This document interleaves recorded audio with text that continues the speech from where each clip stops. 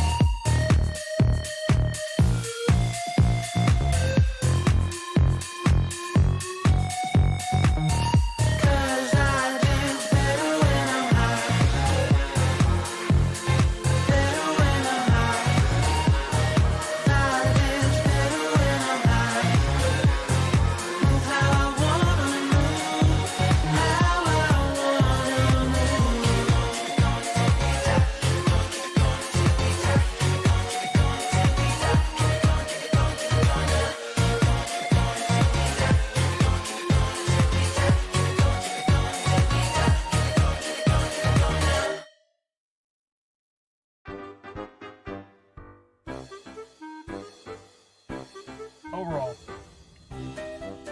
I kind of dig it, but it could be. Son, what are you watching there? Well, Dad, it's Larry Arts Productions, home to many types of content, including stop motions, reviews, unboxings, and other types of videos. I knew getting the internet for my kid was a mistake.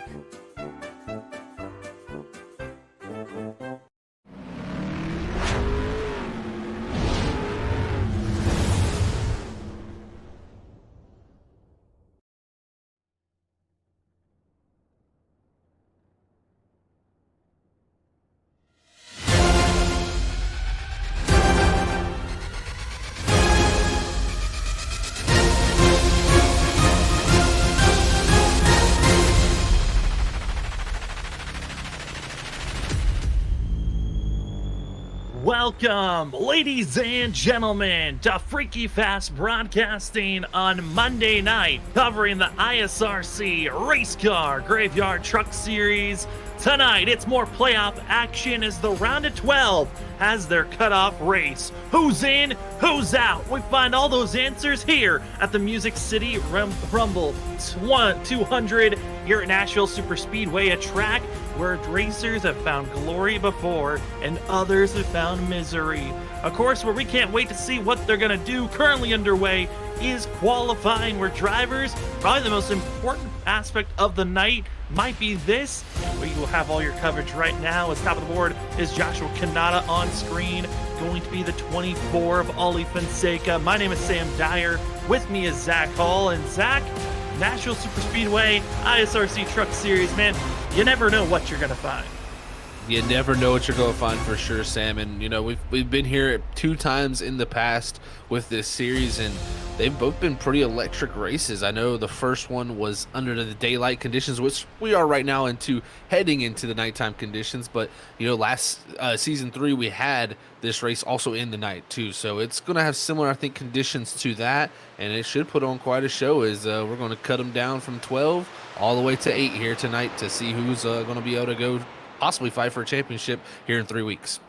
We already know one driver that is locked into the next round. That's going to be Mark Whitley after winning at North Wilkesboro, as he found himself being the most dominant car last week. Here tonight, a little bit of a scare of if the 77 was going to do the same thing. A lot of drivers throughout the week were saying Mark Whitley could be the heavy favorite to watch out for, but there were a few other drivers to keep note on. That of John Forbes, who's outside looking in, going to be 9th in points, tied with Matt Upbrooks, 3 points out from the cutoff line to Ethan Smith. He's one of the drivers that's really looked fast, as well as Trenton Jump in the 46. But the question is, who can beat the 77? But points going to be the big talking position of the night, Zach. I mean, with the amount of points and how close everyone is, anything could happen, especially on the fact that it's really just a small margin, around 12 points being the difference between 6th in points and 12th in points. It is very, very close. And with a stage involved in here at lap 60 later tonight, it's going to make it even closer, in my opinion, when we get those stage points divvied out. So, I mean, guys like John Forbes in 9th in points, 3 points out, who has Matt Oprah in 10th, tied with him 3 points out. And then you got Logan Breakey, 5 points out back in 11th, and Dakota Moniz back only 8 points out in 12th. It is a wide open door for all 4 of those drivers to get in, and a chance for 4 other drivers to get knocked out. And with the field growing as big as it is here tonight, those points, no one is secure currently. The only driver that is 100% good is Mark Whitley because of that win that automatically locked him in, but everyone else still in jeopardy of being knocked out. As qualifying is coming to a conclusion, we'll have to give a shout out to one of the main sponsors here at the ISRC Truck Series, and that's the title sponsor, Race Car Graveyard. Being the title sponsor since season 1, Race Car Graveyard has been an integral sponsor for this league. And if you'd like to go look at Race Car Graveyard, go head over to their Instagram at Race Car Graveyard. They're a diecast company that allows you to start your diecast collections. They've got plenty of selections from 1/24th ratios to 1/64th ratios, diecast that are used, new, custom, and all available now. Go head over to Race Car Graveyard and use the promo code RCGY for 10% off. Thank you to Race Car Graveyard for being the title sponsor of the ISRC Truck Series, as well as the Laugh Lap that you will see later on as a stage sponsor, and Larry Art Productions. As the drivers are getting themselves finished up with qualifying, it is done, it is dusted, it's time for us to run 150 laps here at Nashville Superspeedway, and the drivers can't wait for it. The lights will click on later on tonight, but as they get themselves ready, I mean, Zach, what are going to be the bigger things that these drivers have to watch out for? They're going to have to watch out for that tire wear, Sam, to start this thing off and try to get to that lap 60 stage marker here to get those stage points. Well, here are how the drivers are going to be starting tonight. Mark Whitley going to be taking the pole. Malik Kuntz going to get 2nd. Joshua Kanata in 3rd. John Forbes 4th. That Trenton Jump in 5th. 6 goes to Noah Steele in the Beat Machine. 7 goes to a winner here at this track back in season 1. Ethan Smith in a 00 in 7th. 8th goes to Ryan Ferraro. A great qualifying time for the 51. Logan Breakey in 9th. And 10th going to be Ollie Fonseca. In the 11th position, it's going to be the 74 of Nick Crawford. 12th is going to go to GT Irizarry. 13th starting position is going to be in the hands of the 6 of Justin Smith, with 14th being Christopher Norris. 15th is going to be Joshua Freed in the 39 machine. 16th is going to be Cody Reed. 17th place is going to go to Kyle Rochelle, with 18th being the 53 of Eric Stamp. 19th is going to be Jesse Thornock, and rounding out that top 20, it's Ryan Crowfoot. Then in 24th 21st position, Matt Upbrook, who needs a good run here tonight to move on to the next round for the 15th. In 22nd position, it's Austin Halsey in the 99. 23rd position, going to be Jonathan Smith in the 72. Dakota Moniz, one of the drivers deepest in the field. 8 points out, needs a heroic run, needs stage points, but he's starting all the way back in 24th position for the 5. Tyler Dangler going to be in 25th. Surprising to see, it's Danny Cochran going to be starting back in 26th position. Tyler Horn in 27th, 28th Mark Morales Jr., and Cody Smith finishing out our 29 drivers expected to race here tonight. This is a big field, Zach, and it's great to see the field as large as it is here tonight with the playoffs right about to hit the halfway marker.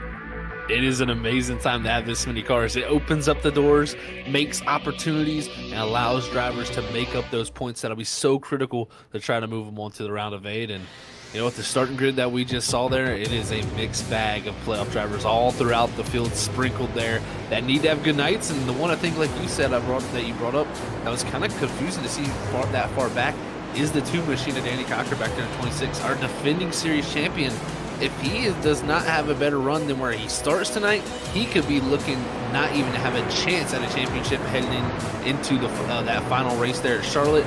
This is dire moments right now for the 2 machine. He's got to be smart and methodical, working his way through the field here in these first 60 laps of this opening stage.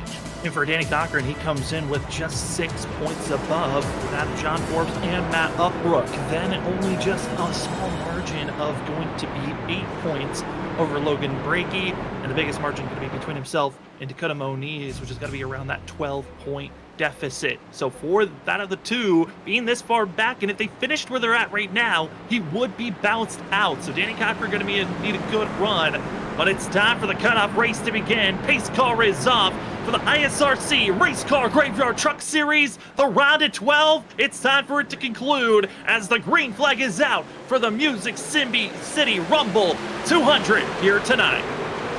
Great start from the bottom lane as everybody gets through the start-finish line safe, but now we head down to turn 1 here at the Nashville Super Speedway, where it is going to open up things and drivers are going to be looking for speed. It is 3 wide, Ariama 2 there for the 4th position.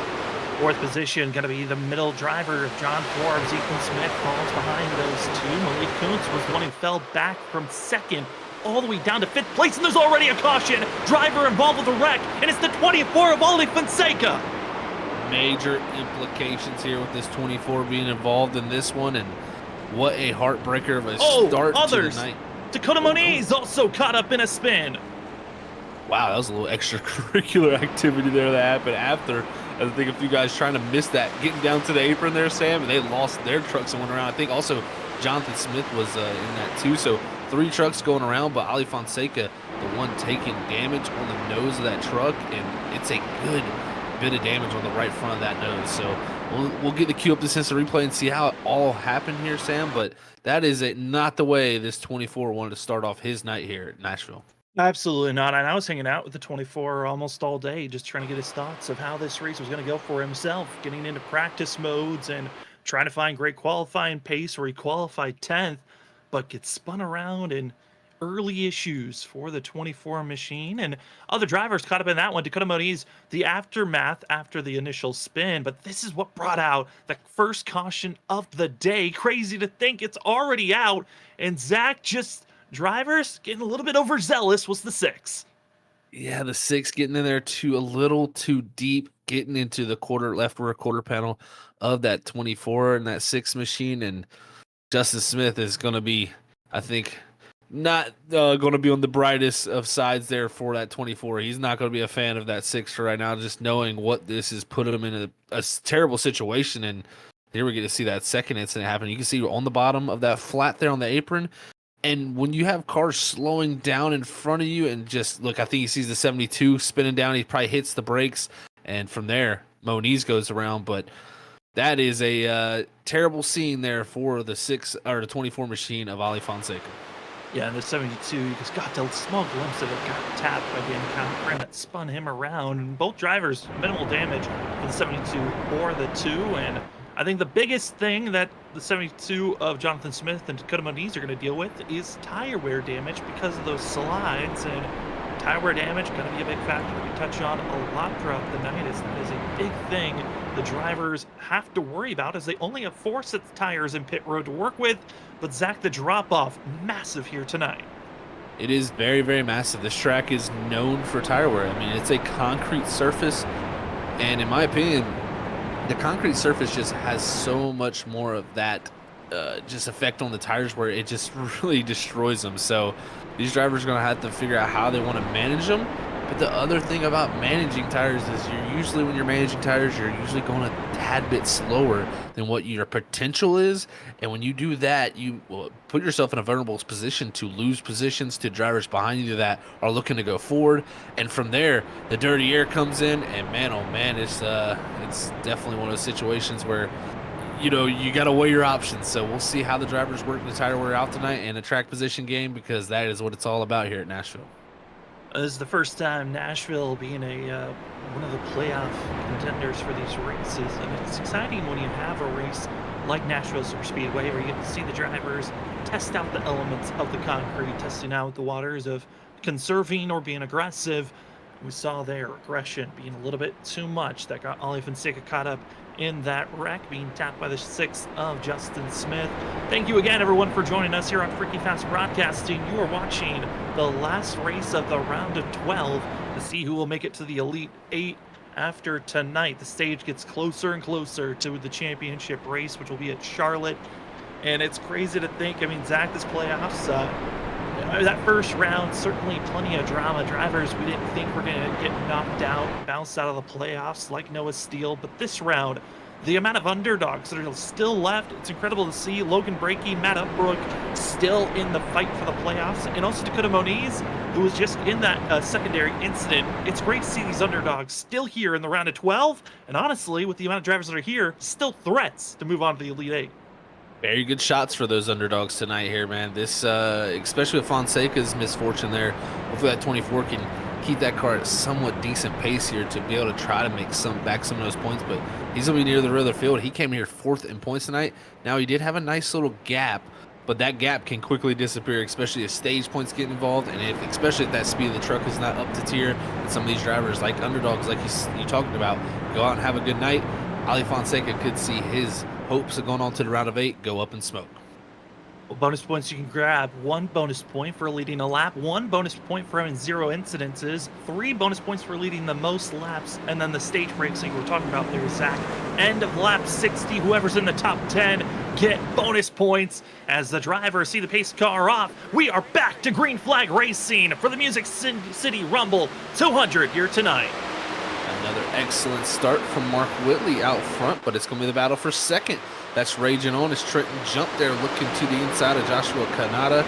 We'll see if Jump can move himself up into the second position. He actually finished second here last time during Season 3 at Nashville, so we'll see if he can maybe make that position one better for the 46 team tonight. And make that pass for second and will do so. As lap led by Mark Whitley continues on. Trenton Jump going to get second place, and the other drivers that did well last season at Nashville, John Forbes, another driver that led a lap. John Forbes, Trenton Jump, the only playoff contenders that are left have led laps here based off of last season's race. So we'll see how well that can translate into tonight, as Mark Whitley and the odds-on favorites leading the way for the 77, but really the battle for second doesn't look to be over. Zach is a 16, poking the nose off the exit of turn 4.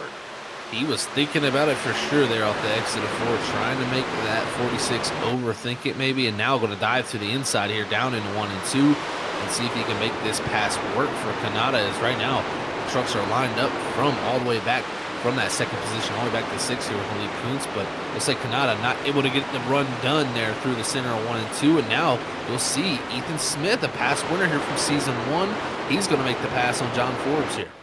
Oh boy, and certainly that pass for the 00. It's on a teammate, but you never know with these teammates. We've seen teammate on teammate altercations before. I think of Armadillo Racing, how aggressive they can be around one another, but Blackjack Racing usually very good at making sure that if they're going to be running up front, they're trying to work as one unison. Another Blackjack driver of Cody Reed back deeper in the field in 14, but John Forbes, Ethan Smith, looking quick up here in the top 5. But Zach, I was listening over the radio, already seems to be complications deeper in the field. Sounds like a little bit of bumping action between playoff drivers as Danny Cochran and Matt Uppbrook made slight contact with one another. Yeah, Danny Cochran in the 2, he is on the charge right now from where he started. He's already up to the 18th position, and yeah, I think a little bit of contact was definitely made there between him and Uppbrook there at some point, but it's just hard racing here already early in this event, and it could have been detrimental to both of them, but luckily when I went back and looked at it, they got through it somehow unscathed, but it could have been a very big incident between those two up before. We're checking out Eric Stamp here. He's battling with Tyler Dingler. Tyler Dangler trying to just hold off for this position for 21st spot is the 19 and the 53, and right behind them is Ollie Fonseca, and Ollie looking at his lap times just 1/10 slower, but I think it's because of the lap traffic in front of him that's keeping him off pace. But I gotta say, Zach, even with the damage, 24 looking pretty sneakily quick right now. Might be able to go for a top 15, but I think that might be as far as he can go. I somewhat agree with you there, Sam. That damage is going to be very tough to hold on to him for a majority of the night. And that 24 is he's trying to make the pass around the outside of Eric Stamp there and get that 22nd position. The concern for me is, yes, he's gonna be fast right now, especially because he's probably pushing right now, trying to gain back some of the stuff he lost. But that damage on that nose, on the splitter, most importantly, that is the most critical, valuable part of the aero platform on these trucks. And Ali Fonseca, with that damage to that splitter, he's going to suffer probably from some tire wear. And with this track already being a tire wear track, I think the long runs may be where this 24 really starts to struggle possibly here later. The longer the run goes on, the more drivers going to be concerned about the outside wall. You're heard a lot on the extended runs. Outside wall of exit turn 4 is really the big danger zone most drivers are concerned about. If you're on the outside, we've already seen some drivers almost make contact because of the tightness building up. Could be something to watch out for moving forward. As for Mark Whitley, he is slowly being popped back down as Trenton Jump find some speed to run down our leader, the 46, not giving up on just letting the 77 pull away. He is not, Sam. I've been watching lap times here every couple of laps or so here to see what is fluctuating between those top two. And yeah, last time by Whitley was about 100th quicker, but the time before that, Trenton was a couple hundred quicker. So it's just kind of going back and forth between those two for running the faster time. And then again, this time, a couple hundreds quicker for Trenton Jump. So it seems like they trade back and forth faster laps. And, you know, looking back all the way to season 1, this 77 machine of Mark Whitley, I mean, he led 88 laps here at this track, was in a dominant performance, and had that race taken away from him in a late race yellow with other drivers playing strategy, such as Ethan Smith, to take 2 tires and lead the last 17 laps of the race and win with that strategy. I think Whitley is going to be looking to correct that here tonight, maybe, because he looked so dominant last time we were here, or last time he was here. Yeah, I mean, the last time back in season 1, I mean, that was the night that Ethan Smith started off his runs of going and taking 2 tires that turned him into 2-tire king. Whenever he saw the 00 take 2 tires, he thought he was going to win that night because of how well his strategy calls were. And from the end of season 1 moving forward and seeing him in the top 4, Ethan Smith could be a factor if we start to see some late yellows. We do know one thing, we've got at least one caution that is confirmed. That is our stage yellow at the end of lap 60 that these drivers are aiming for, and only the top 10 will get those bonus points. And here's a battle that's just outside of our top 10. It's Christopher Norris trying to get by the 6 of Justin Smith. Crucial battle here, like you said, just outside that top 10 here, Sam, and right in front of Christopher Norris is Logan Brakey, and that would be the final point given out. And, you know, as a playoff driver in that 38, he wants to go out there and take that point away from Logan Brakey, and also even Cody Reed right there in the background too, out on the outside in the 25 with the yellow spoilers indicating they're in the playoffs here still in the round of 12. They both want to go up there and try to steal some of those points away from the other playoff contenders. So right now, Christopher Norris working over the 6. It looks like off of 2, he got close, and he will clear that 6 machine. So Christopher Norris now up to the 11th position. Good job for the 38 team. And it's Cody Reed though behind them, who's still stuck side by side, not able to get by Kyle Rochelle.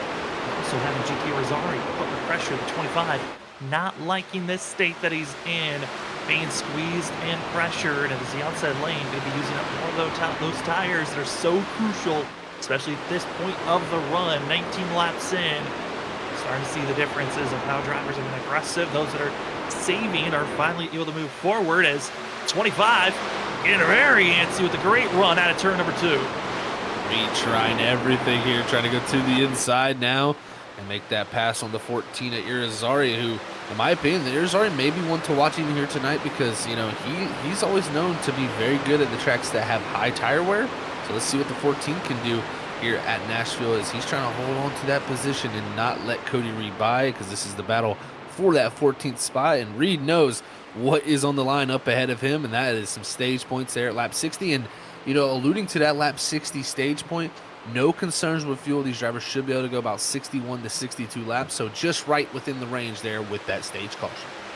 Good feeling to know that you're good on fuel as the 6 bouncing off the wall, almost there, able to keep it off the wall, but almost grazing it. A little bit of a scare when you've seen these drivers yanking the wheel, Zach. That is, I mean, everyone's trying their best to stay off the wall, but at the same time, when that thing grips up, that is terrifying. When it does grip up, it takes off. That is pretty much the concern that a lot of times you have when you make those big corrections, either left or right. I mean, you'll see a lot of times when drivers spin out and they start to step out sideways, they'll correct that wheel right, and as soon as that left rear tire starts to load up and actually get some grip, it'll transfer all that weight right to the front tires, and those front tires will start to grip, and that truck darts whichever way the tires are pointing. So it really comes down to when that, you know, the load transfers from one side of the truck to the other. But man, drivers are definitely fearful of when that moment comes, because the walls here in Nashville, they do tend to stick out pretty frequently. That they do. There's no steal back after taking a hiatus last week. Could see the 8 running in 6th position. His teammate, Trent Jump, has actually lost second place to Joshua Kanata, who's now moved up to 2nd. Kanata, this is the best run we've really seen the 16 have in quite a while. Good to see him up in 2nd. As right now, I mean, Joshua Kanata, you think back to the beginning of the season, he was very consistent on being up front, being a threat. Had a couple of wrecks that took him out of maybe some winning contentions, but here tonight misses out on moving on to the round of 12. But this round, he's trying to show redemption. Kind of be the Ollie Fonseca of last season, where he got bounced out of the playoffs early, but showed, hey, if I was there, the what-ifs start rolling. The what-ifs definitely start rolling for the 16 team. I mean, he showed so many flashes of potential this season, and to not go into the round of 12, I'm sure was a huge disappointment for him. But he can do what Ali Fonseca did last season and build off of this and, you know, really make a statement and say, I'm here for when we come back next season. You better watch out, because if I can get my stuff right, the 16 will be within contention of one of these playoff spots, and it could knock out one of the guys that are currently in it. So, yeah, the 16, I think this is still very important for him to go out there and compete, especially during playoff time, where, in my opinion, drivers are at their peak form. And behind the 16 and behind also others, you see the 51, Ryan Ferraro. What a run he's having here tonight. Great to see Ryan, who usually we've seen get caught up in some pretty nasty wrecks, now running in 8th place inside of our top 10, being as kind of a stealer of points currently, but about to be under pressure by Nick Crawford. Crawford, currently, look at the point standings. He is 3rd in points with a 15-point buffer to work with. So he's got plenty of space that he has with him, but has to be careful with seeing other drivers pressuring around as Christopher Norris making the pass for 10th place and trying to steal that point. That's very crucial for Logan Brakey. Crucial point right there for sure, Sam, and that's going to take it for that 38. Not only give him the point for the position if it was the finished race, but the point for that stage here in that valuable last position in 10th. So Norris doing a great job in the 38 to work his way forward and try to follow his teammate Nick Crawford through. And, you know, looking back to last season during the Nashville race, Nick Crawford actually was one of the fastest cars on the long run, so we could see that 74 be a factor at some point tonight, and especially with how well he's been able to save tires. Well, can he push it forward and try to get this position, or does he just sit there and wait for mistakes? That's going to be another thing. If drivers hitting the apron, if they turn in too much, you see the hands moving, and let's take a lap around with that of Nick Crawford, get a sense of what it's like to run here at Nashville. Down into turn 1, and look, just a wide sweeping arc here. You want to get down low to this apex very late on the exit of the corner. He does a great job of that, and look, the good run that he carries out of the corner due to that with Ryan Ferraro ahead. Now he's going to look to the inside, and this, in my opinion, is the best passing corner. The bottom here, the 3 and 4, hooks up very well, it hooks up good, but if you overdrive it, that nose pushes out to that wall very quickly, and he's going to get a 2-for-1 here with the 98 struggling. He's going to get 2 of them in one corner for the 74, and that's how you do it, go from 9th to 7th. And also now going to give an opening for Ryan Ferraro, Emily Kuntz behind. As that pass was so quick and efficient. And those are the passes, I mean, Zach, when we say you need to make a pass now, that's what we talk about. Quick, efficient, and that is not using up the tires. That's just taking a simple corner and not sticking with side-by-side action lap after lap.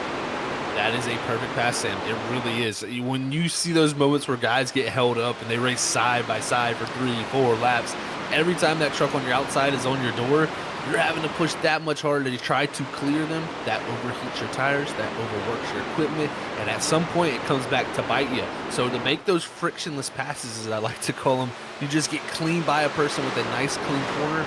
It feels so great as a driver because I didn't have to use any of my equipment. I just hit my marks and did exactly what I needed to make those passes, and that's the best way to do it. Is now we're going to see the battle here for 6th and 5th. Is no steal trying to get by Ethan Smith. Smith's going to be trying to defend this position. This one's crucial for the 00. He came in 8th in points. The cutoff driver only 3 points over his teammate of John Forbes, who just made a pass over the 00, and only 3 points over Matt Upbrook, struggling currently for 15, back in 25th position. So these points can be crucial for trying to hold off the likes of Logan Brakey, Dakota Moniz, or others that might try to push back the 00, but Ethan Smith picking out a different scheme for the playoffs. Went with a Darth Vader look as he went through his villain stage last season. If you watched that of the long run and got to see behind the scenes, Ethan Smith certainly kind of was the villain of the playoffs, Zach, and now showing off the villain stage as he's showing off the scheme. I love playing into it. That's awesome to see from the 00's team there. And definitely playing into the villain roles. That's cool to see for Ethan. And, this could be the night where it starts his charge to get back to that Final Four, because we know before, he was on a roll, man. It seemed like he was almost a lock each and every season to get to that Final Four. Didn't get it done last season, but with the momentum and, the good running positions and consistency he's had, that's what can propel you to that Final Four. I think Ethan Smith's going to be definitely one of those drivers compelling for that. Is right behind him, though, Noah Steele. He's got his hands full because that 74 Nick Crawford, he is flying right now. Last lap, Nick Crawford, the fastest driver on track, and he is on the move, making the pass easily by the 8. And it just looks like, Zach touched on it, entry of turn 3 seems to be the setup move for when you're trying to make a pass. And 74, he might have a chance here off the exit at 2 because he is right at the quarter panel at this moment. He really is. He is doing an excellent job. Already to the inside of Ethan Smith, right up ahead of Noah Steele here, and he is just charging. He's making passes look very easy, and that's what you want to do, but right there, a little too deep and a little bit too shallow of an entry. Had to back up just a tiny bit, but he almost clears that 00 and does get the job done there down at the start-finish line, and that's what Nick Crawford wants to do. He doesn't want to have to sit there multiple laps and race to the inside of that 00. This 74 is on a mission right now. Still under the snowy desert racing banner, teaming up with Christopher Norris, but both of those drivers kind of being acquired by Revline Racing, who's partnered up with the likes of Ryan Crowfoot and been working a lot on official racing, that of the 74 and the 38 with Revline, and that's why we're seeing the new scheme that came out around Fuji time, where Nick Crawford got to run the champions schemes, and it's been great to see the 74 running so well here tonight. Zach, you touched on it, the long run pace. It is there as we are past halfway to the end of this stage break at the end of lap 60, where the top 10 drivers get their bonus points. And the 74, 5th place, he's about 2.5 seconds off our leader. I don't know if he's going to catch our leader, but it is possible to get up to at least 3rd with the rate that he is flying at. The rate he's going, for sure, I think 3rd, maybe even 2nd is possibly doable. About 2 seconds back from the 2nd place position in Canada, with about 2.5 seconds up to Mark Whitley. Both the times he's running, it is very much still possible that he could run down Whitley if this trend continues. The tough thing about this is a lot of times you will see where drivers, give up that little bit in the short run to gain a lot in the mid portion of the run, and then sometimes that can come back to bite you on the very, very tail end of the run. So we could see the 74's time start to stall out a little bit, but at the same time, right now, about a 10th quicker than anybody on the racetrack. He is flying, and he's right there on the back bumper of John Forbes, and also trying to catch up to Trenton Jump and others. He's the 74 as Jump, third place runner currently. He's the slowest at last time based off everyone in our top 5. 46, I mean, this isn't a bad place to be as he came in with a giant buffer of 21 points, and just by getting this stage up, I mean, finishing in the top 5 of the stage, he's already looks to be a lock for the 46 as long as he doesn't finish back in 27th, 28th, or 29th. But man, Trenton Jump looking good, but behind him, it's Nick Crawford. Hit the Jaws music because he is flying. He is doing an excellent job. I'm so impressed with the 74 able to make quick and easy passes. That's the thing that's going to be the key here for him making these passes, is he just cannot get held up. If he does get held up, those tires will get overworked. You don't have to do too much to try to get up there. But look, again, another clean, easy pass through 3 and 4, and just I think that's going to be the way you got to do it tonight. Set the driver up through 1 and 2, get the run down the back straightaway where you can get to the inside of them, and then have a nice, patient pass right through 3 and 4. That is the most efficient way to get it done here at Nashville, and Nick Crawford has shown that way for sure. I tell you what, Trenton Jump, we're looking off the back bumper. I think the 74 here, as you can see him, he's kind of small in this picture. I think he's going to grow a lot bigger, though, as time goes on. Yeah, I'm looking at other drivers struggling currently, Zach, as we keep the shot on. See, not Nick Crawford trying to close in for third, but Danny Cochran is in trouble. Zach, the 2 is getting more and more heavy damage on the right side of his 2 machine. He's going to have to, he cannot wait for the stage break, because that's going to be time to at least try to repair the 2. But Zach, he's about to be passed from Ollie Fonseca that is dealing with his own woes, and also Dakota Moniz that are closing in on the 2 machine. Damages looking to be too high on the right side. This is one of the most surprising things here. The damage on the right front is pretty bad. It is a hard hit. I watched him get into the wall earlier, and just a little too overzealous, just got into that wall. Had a little damage even from that hit between him and Matt Uppbeat going back that far, so it only compounded those issues more for him. And right now, like you said, Fonseca with the damage on his nose, he's trying to make the pass on Cochran. So Fonseca's doing a good job of trying to gain back ground, but these 2 teammates, along with also the Larson line teammate of Dakota Moniz, all these guys, playoff drivers, need to have better nights than what they're having right now. Absolutely. With how close it is in points, it is putting Danny Cochran in jeopardy of being pushed back, bounced out of the playoffs, and putting John Forbes in to the next round. And with Ollie Fonseca's struggles, there's a potential chance that we could also see Logan Brakey try to steal his way into the next round of the round of 8. And Ollie Fonseca certainly a driver to watch out for, but Matt Uppbeat, the biggest struggler of all of our playoff drivers, the 15, it might be striking 12 because this 15 is looking very much weak in 25th position. He's going to need a strategy, big strategy call, and caution flags to fall in his favor after this stage break if he's going to find himself, because it might turn into a win, a must-win scenario for the 15.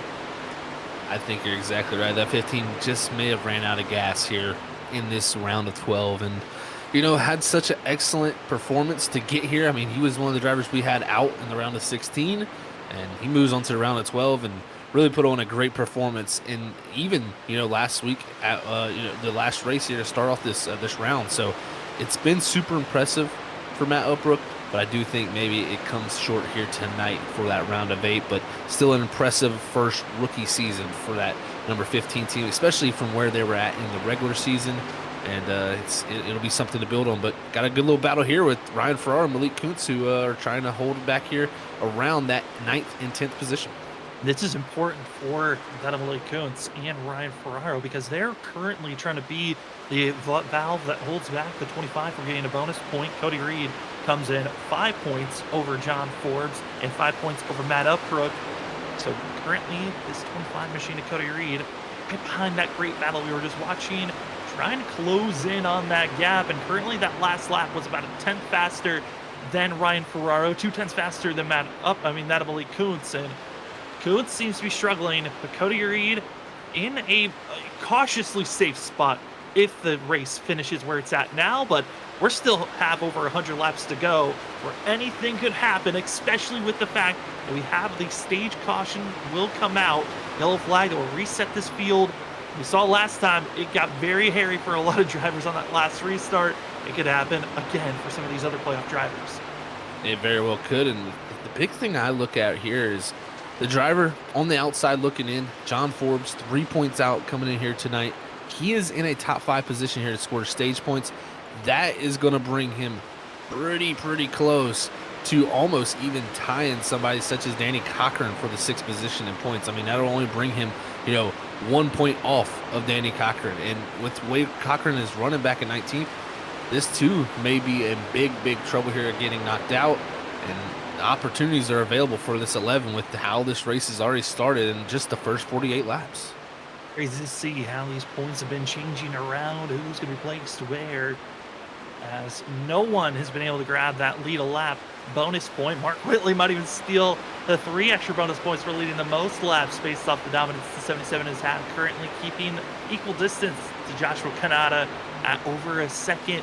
And this 77, Zach, I mean, he won last week, one of the heavy favorites last season to go for a championship, made it to the Final Four, was the driver winning at Phoenix last season in the championship race, was beat out, though, at the last pit stop, and then the championship fell through his fingers. I mean, this 77 certainly has been racing with aggression this year with the amount of wins that he's grabbed so far, and certainly aiming for the ultimate goal that has been the championship since season 1 when it went through his grasp when he was racing with Vincent Sora back then.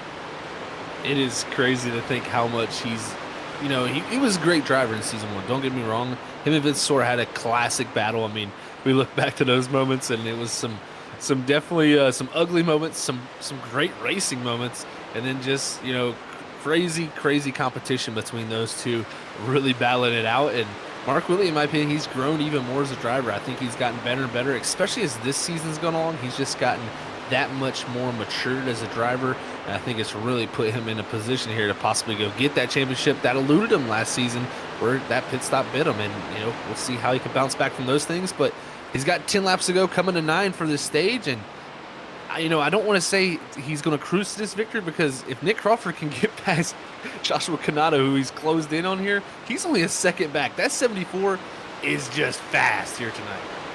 He certainly is, and with starting back in 11th place, has done a great job passing people, being efficient.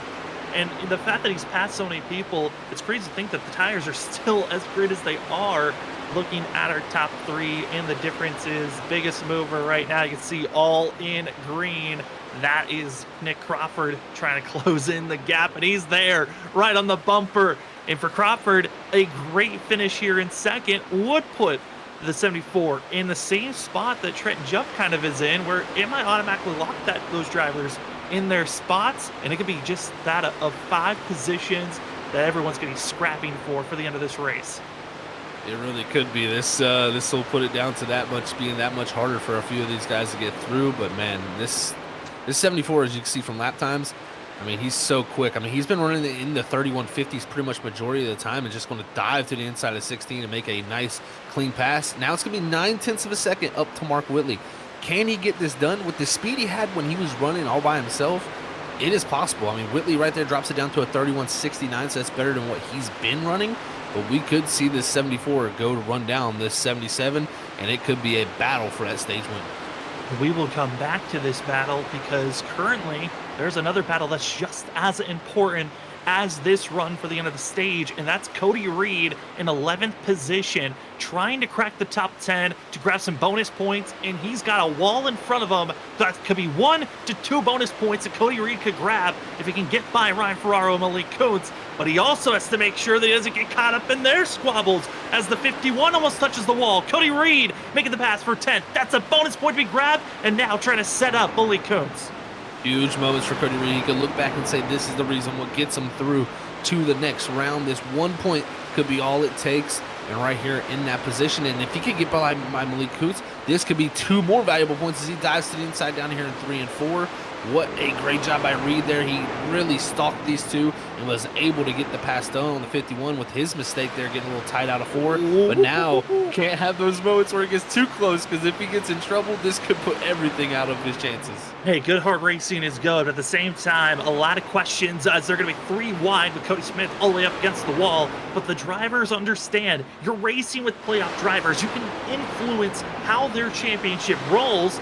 In the back of your mind, you have to constantly be thinking, hey, did I touch this driver earlier in the season? Are they going to look for retaliation later on? What's most important for me as Cody Reed clears, makes the pass, and holds up Malik Kuntz. But here comes the 98, thinking about fighting back, but could not make that nose push. Huge moment there for Cody Reed. Great job from the 25 team to make that pass. And that's 2 valuable bonus points that could be in his pocket. And, you know, with it being here 3 laps to go and they come back by, he's got a chance to go get Noah Steele. It's only about 7/10 up to Steele, and Steele has been struggling these last few laps. He's been dealing with a lot of nose damage and even gotten to the wall and hurt that right front. If Cody Reed could go up and get 8th, that would be 3 valuable points for him. Incredible points to grab, and as well as we were watching that battle, the pass was made for 3rd place. Trent Jump up to now 3rd, so that's gaining him an extra bonus point on top of everything else that he has, coming in with those 21 advantage over that of John Forbes. So grabbing these bonus points, it's not going to be much over John Forbes, but what it's going to help is make sure that he's got a big enough buffer over Matt Upbrook, Logan Brickey, and Dakota Moniz, as we've seen the other playoff contenders having woes like Ollie Fonseca, Danny Cochran, back deep in the field. They're cracked inside of the top 20, but that is troublesome places for the 2 and the 24, as well as the 5, Dakota Moniz.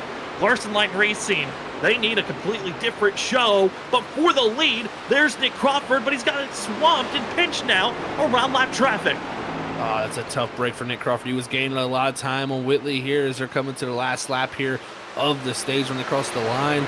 I don't think Nick Crawford going to have enough time here to get it done, but man, he's come within a shot of this 77, and I think it's got to definitely strike some fear in that. Trent Jump got tapped by Tyler Horn, back in 3rd place. The 46 holds on for now, as there was almost complete carnage for the 46. What a save, as Jonathan Smith is trying to block and hold off the 16, and almost gets into John Forbes. John Forbes needs these points. It's so valuable for him. He's going to hold on to 4th here, but man, Sam, that could have turned everything upside down on its head, and just lap cars right there in the mix with a mistake, and Trent Jump almost bites the dust. Woo, and good thing the caution came out that it did, as that is your stage break for these drivers. Woo, that a scary one. But they hold on for now as Mark Whitley becomes your stage winner here tonight. And I mean, Zach, I was keeping my eye out on that mainly because Jonathan Smith, Joshua Kanata, who Kanata at the moment was running 4th.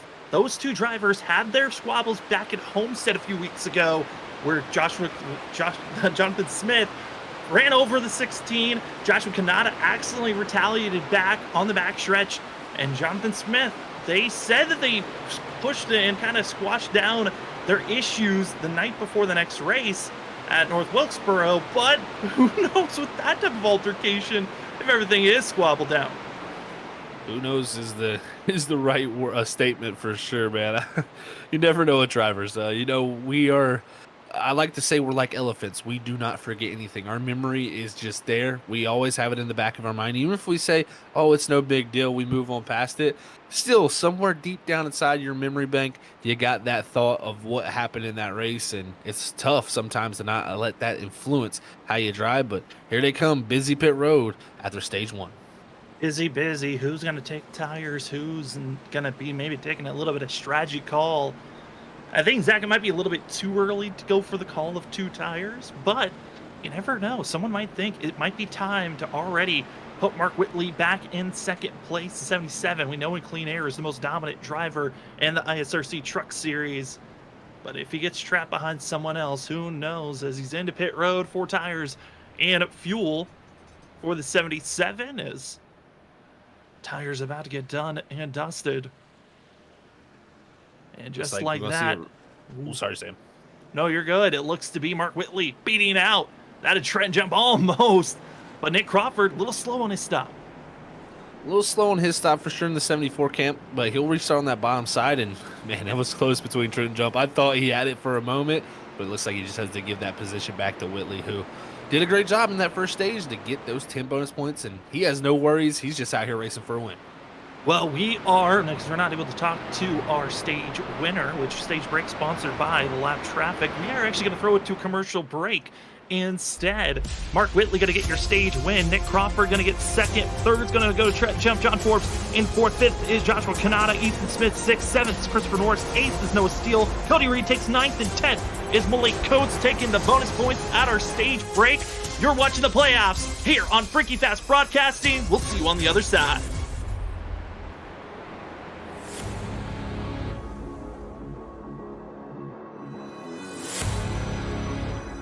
You wanted the best, you got them for abreast. Often imitated, never duplicated. The greatest show on dirt, the World of Outlaws.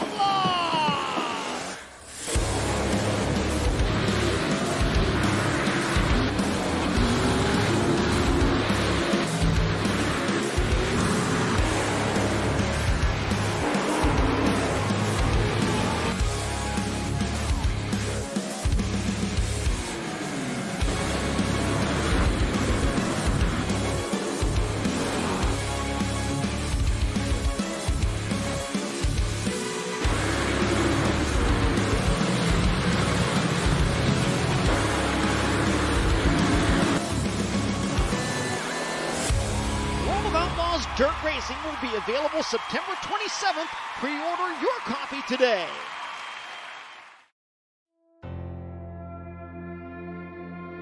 I think I watched Josh 3 or 4 times before I ran the car. He killed them every race, and it was like stout fields, like good cars, big races, and I mean, he was unbeatable. And I was like, oh man, this is, like, I'm nervous. I was so nervous getting into the car full time this year after watching Josh win 3 or 4 races straight. These cars, they have a lot of horsepower now. They have over 500, and I think 5 years ago they didn't have 450. They're gonna be a handful to drive, but just don't overdrive them. Let the car do the work.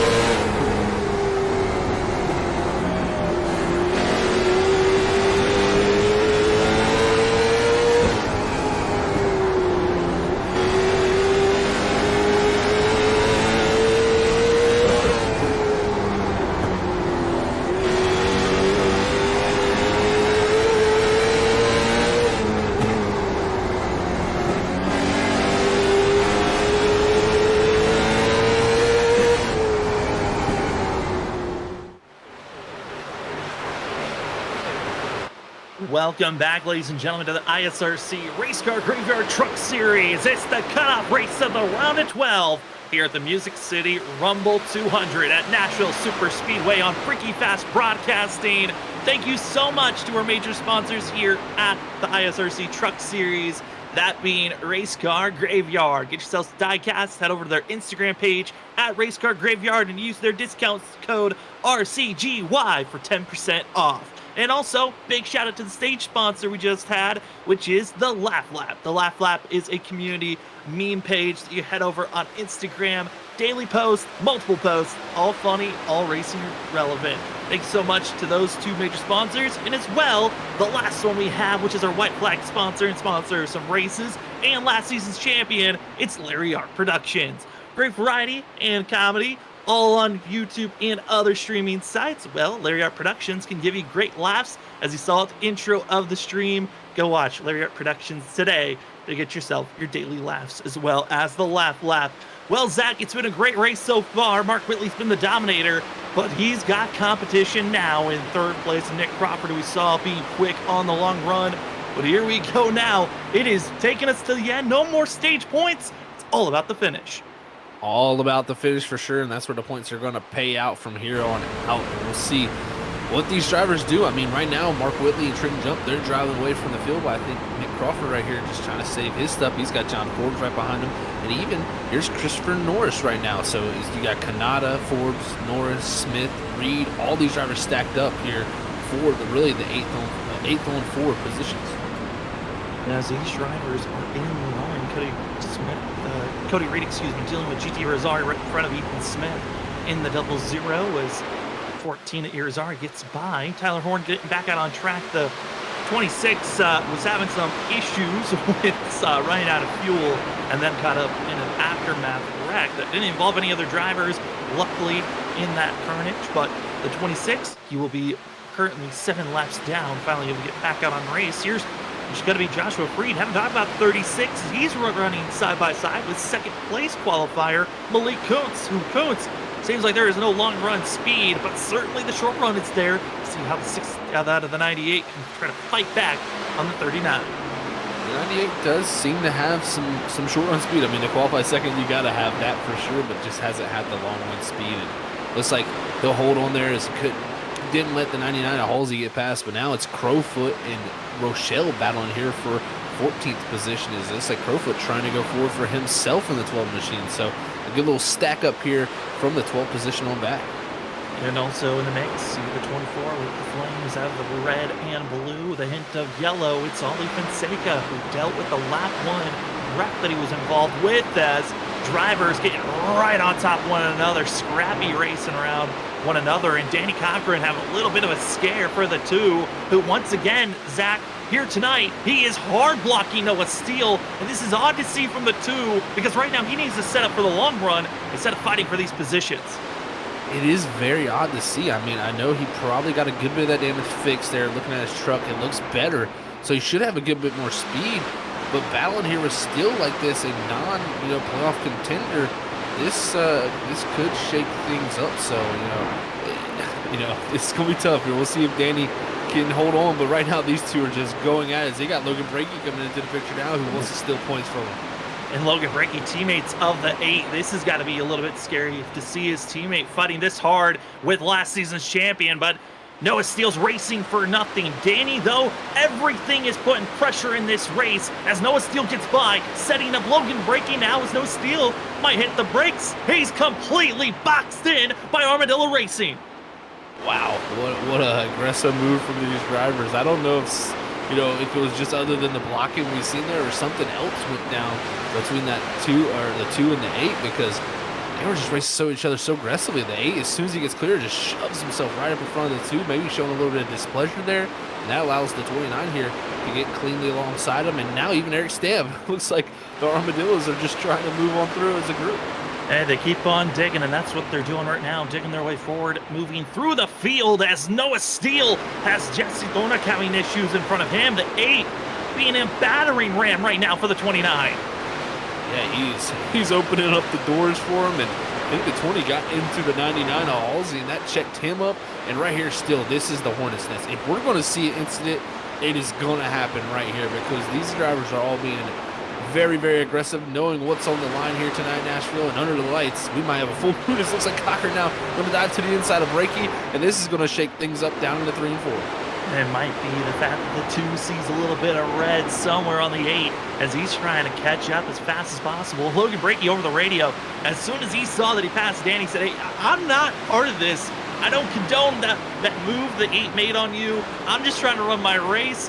And I don't think Danny maybe likes the call from that, as he is very much roughing and willing to move all of these drivers if it's necessary. He's dealing with damage, and he has to be this aggressive. Zach, I mean, so damaged, so wounded, and if he can somehow hold back any other contenders, it allows him to try to point his way into the next round. it would allow him to do that. And the big thing I look at is going into this right here. John Forbes scored 7 stage points, getting a critical 4th there. Those 7 stage points, that would propel him past Danny Cochran, 1 point ahead of Cochran in the point standing. So Cochran needs to beat Forbes straight up if he wants to hold Forbes back. And nobody else in there except for Fonseca had trouble, but Fonseca had a good enough gap to where he's able to hold on to a position above those drivers. And I mean, this just opens up the doors, but there's contact there. The 20 and the 8, they get into it. And now the 20 of Thornock is quickly falling back with the momentum he's lost there as the 8 machine of Noah Steele. He's just been in a bunch of sticky predicaments here. And now it's right back at it. Round 2. Noah Steele, Danny Cochran. Will there be any aggression here? Will the 8 just lay on over? As it seems like he's willing to fight for this position still. Danny gonna give the bumper, give it the contact, moving the 8 right in front of that of Dakota Moniz. And Danny giving no care, no worries. And Noah Steele, Gotti Smith, hard contact as the 7 absolutely sends it in there. Well, playoff drama, here it is, folks. It is here to stay. And man, that one it's got to be an interesting one because, you know, Cochran there, I know, not happy with how he was racing him. But at the same time, now the 2, you make enemies, this could hurt your potential chances headed into the future. But I think he's thinking more short-sighted right now, saying that future may be quickly over for the playoffs if he doesn't get something done here tonight. And right there, the contact between those 2 brings us to our 3rd yellow of the event. And Sam, this is going to shake things up. We got to keep our cameras on the 8 because we've seen this in the past, the drivers retaliating. And will we see it here tonight where the 8, the engine is gone, he's puttering. At this point, Zach, he is just running down and staying out on track. This is I'm nervous if I'm Danny. I'm running to the hills. You're exactly right, Sam, because, you know, with the damage he's ensued, it's required damage flags. You expect him just to come straight on down with pit road closed, not even matter because of the engine damage. But him continuing on like this, catching up to the field, yeah, this could lead to some extracurriculars. I think the luckiest thing for the 2 machine is they're probably all going to be heading on the pit road right now where, you know, the contact can't be made if you're inside your box. So I think right now Cochran going to be safe, but will the 8 get back out there is the question at some point. Well, he's not speeding into pit road, and if he was, that would be a clear sign that he's done with this thing. But again, keep our cameras on the 8, and he is heading into pit road, which he's going to sit right on Danny, trying to show that he is frustrated, mad. And will he wait for the 2 to exit? That's going to be the big thing here, Zach, as the 2 takes off, and he's following in tracks. Danny is not safe as Noah Steele wants his payback. Oh man, this might get ugly here. This might get ugly, and we might see a ISRC moment for the long run right here. Sam is they're building tensions, and here it comes. It's going to happen. And now to Danny Cochran trying to keep himself out of trouble. Austin Halsey trying to be a little bit of a buffer, but we'll see what Noah Steele's going to do here. Again, he has to go to pit road. And Noah has been asked by the admins not to play any more of these games. And he will most likely be heading to pit road, but he's mad, he's frustrated, and I mean, Zach, rightfully so. Yes, they were running aggressive with one another, but there's moving someone and then just wrecking them out of the race, and that's exactly what happened to the 8. Yeah, that was, you know, I love Danny to death. He's a great guy. But he can definitely get where, you know, like you said, or seeing red is a good way to say it. And it's just, you got to think for the big picture there. I know it's frustrating what happened to him there, but you don't want to cause any more damage that's already on your truck. And you just took a big chance by doing that. And even now that builds, if you do say move on to the next round, you just build an enemy for later in the season. It's a little bit of a short-sighted, you know, event in my opinion, but we'll see how the 2 can go continue on through it, because he got a championship last season, but right now his hopes of moving on in the playoffs, they are dwindling as he continues to be farther back in this field. And with the timing of these drivers coming into pit row, this also is going to set the stage that we still have to pit one more time. The drivers also all taking 4 tires and fuel, and they've only got 2 more sets to work with in pit road from here on out, which if we get a late caution later on in this race, that certainly can change things up, as with Noah Steele, Cody Smith, hard contact at that incident. As Cody Smith was not able to slow down with that. I've seen Noah Steele aggressively trying to turn around as soon as possible, collecting one another. The 7 blown engine and looking to be done. Noah Steele blown engine looks to be done. And as well joining them is Tyler Horn, who's already exited out of this race, and Jonathan Smith out of this race. And 3 cautions in, Danny.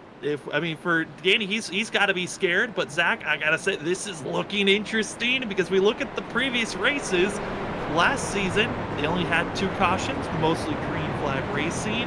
But season 1, they had 9, and a lot of late cautions that changed up that race.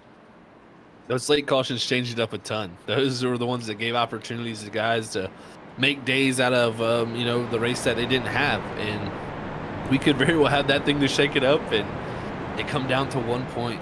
Separating these drivers when it comes down to the end. I'm telling you, we may need tiebreakers. It may not even matter, but at some point during this race, your playoff ability to move on will be tested, and you're going to have to try to make it through, because when it's a cutoff race, everything gets just amped up that much more. The pressure's on the line, and all these drivers, it seems, are willing to risk it.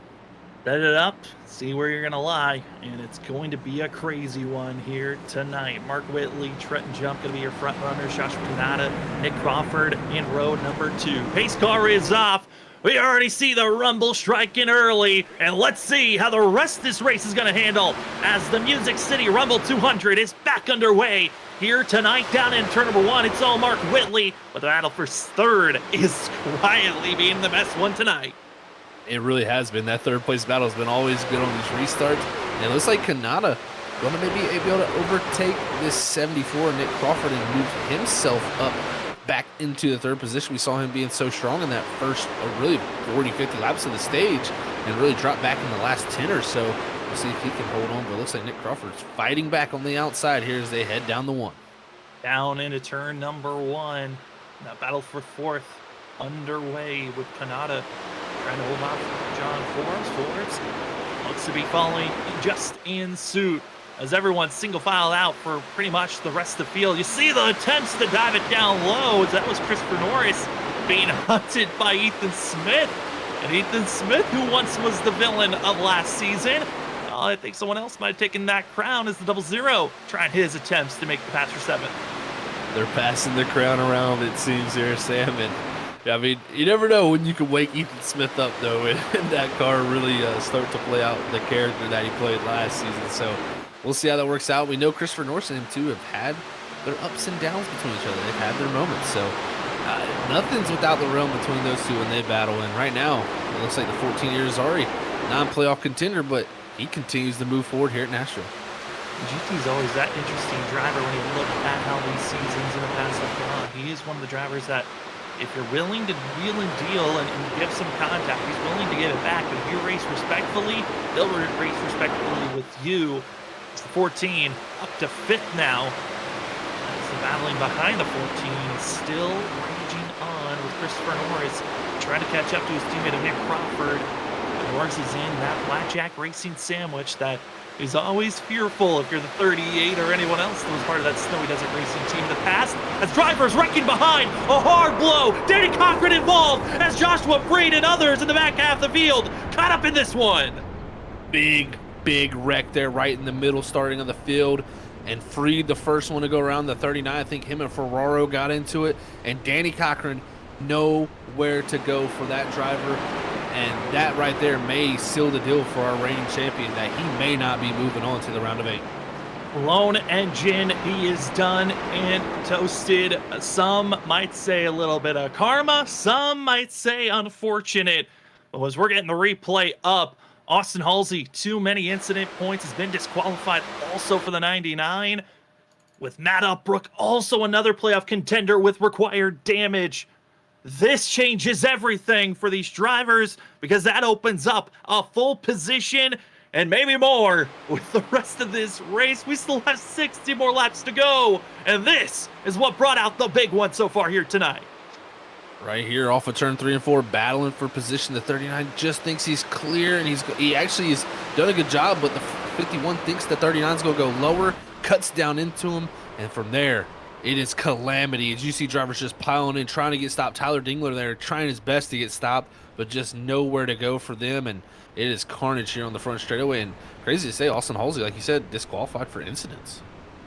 Too many incident points for the 19 is, I think also it could have been other reasonings why. I rewatched it. He went backwards too long trying to get to his box the fastest way he could, and his box was too far away, and he got disqualified for it. As we see different ways of this wreck, I mean, Matt Upbrook, Danny Cochran, their fates are now in the signs, basically in the hands of the rest of the field. If they have any wrecks or issues, and Zach's strategy already being thrown out. Some drivers coming in with fuel, some taking 2 tires. But this is how Danny Cochran's championship could have ended.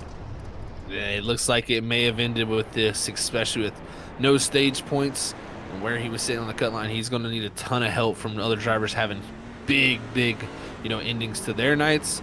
And right now, the 2 machine definitely got to be upset about how that all played out. But man, this is set up an interesting scenario even, because right here at lap 90 of this race here, this sets up to where they can make it on fuel from this point.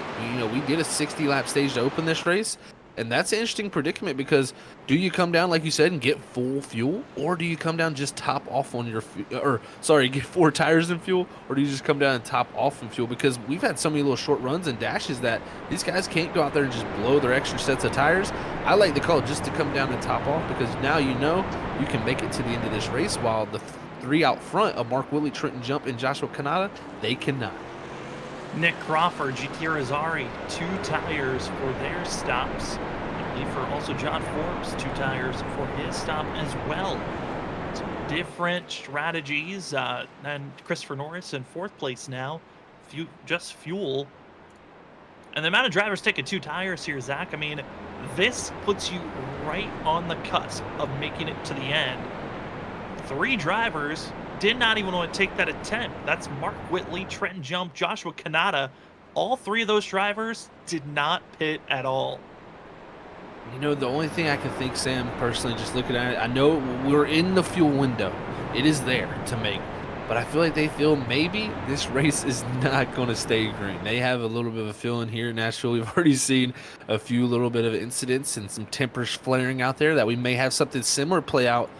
But, I will say it's never over. And if this race goes green to the end, Whitley, Jump, and Kanata will all be in big trouble when it comes to fuel. They will not stretch the fuel that far, in my opinion, and they're going to have to come down and hit a green flag stop at some point. It'll just be the question of when will they make that green flag stop and where they'll end up. So this has opened up the door for anybody behind them to have that opportunity to go and continue on all the way to the end of the checkered flag, and we could see these 3 out front really get snake bit. Back up, get ready to roll. It's time to see what 10-lap older tires look like compared to those that took 2 tires, those that decided to take 4. And for Christopher Norris, Ollie Fonseca, what is going to happen here? Because for the 24, what a recovery run this could turn into. If you get another quick caution, coming in to get some tires, work out a strategy to find his way up front and get a top 10 finish, that could keep Ollie Fonseca in the hunt for a championship when it looked so early in this race that maybe it was over. That's kind of the pluses of having something happen so early on, is that you have time to recover. Drivers out of this race: Ryan Ferraro, Joshua Freed, Austin Halsey, as well as Tyler Horn and Jonathan Smith. Still in pit road, Danny Cochran, as well as Noah Steele and Cody Smith, trying to get repairs done. Up front, it's time to get back to green flag racing, as Mark Whitley already gapped out, and he is gone from the rest of the field. Doing the classic Mark Whitley, right as soon as the 4 tires of that pit car are on the apron of pit road, he is gone. And I think he's took advantage of that so many times that it's been his classic thing to do. I think these drivers are going to have to figure out the time that restart here at some point. As now you're going to see the different threats of tires. Right now, driver on the freshest of 4 tires going to be back with GT Rosari in 11th. But up front, Nick Crawford in 2nd place. 2 tires for himself, 2 tires for the 11 of John Forbes. And they're both on the inside as Joshua Kanata, old tires, trying his best. But it looks to be for nothing as the 16 trying to hold steady, not able to. He's got to defend the 11 because John Forbes is about to be hunting forward. He really is. These drivers all on these fresher tires are going to be trying to go forward and just utilize the advantage they have right now over their competition. And let's see if it works out because Crawford already passed the 16. Now the 11, he's looking to get the same job done here and move himself forward. And remember, these drivers are good on fuel in the 74 on this 11 machine. They can make it to the end of this race where the 16, the 77, and the 46 here, they cannot. And not. And looking at these moves being made, John Forbes, Trenton Jump, John Forbes, Nick Crawford, Mark Whitley, these are the 3. Look at the standings, the 3 favorites to make it to the final 4. John Forbes, obviously the toughest task of the night to move on to the next round. Trenton Jump could be titled the next driver in line, you could say, could try to make the final 4. But certainly a tougher task once we get into this next round of who is going to make that final decision. Mark Whitley kind of the easy pick here, Zach, but right now, that 46 is under some heat as Christopher Norris, Kyle Rochelle, and now GT Rosari getting in the mix here to try to make the pass for 5th. Yeah, Rosari thought about making it 3 wide there. He thought for a few moments, but just thought better of it. Now the 14 all over the back deck lid of the 30 as they came out of 4s. Rochelle made the clean pass around the outside. This is stacking up here. Christopher Norris did only top off, so doesn't have the advantage of the tires like the rest of the drivers who came down the pit road, but I still love this call from the 38 team. If they would have stayed out here, that could have put him in jeopardy of being in a tough position points-wise if this race did go green.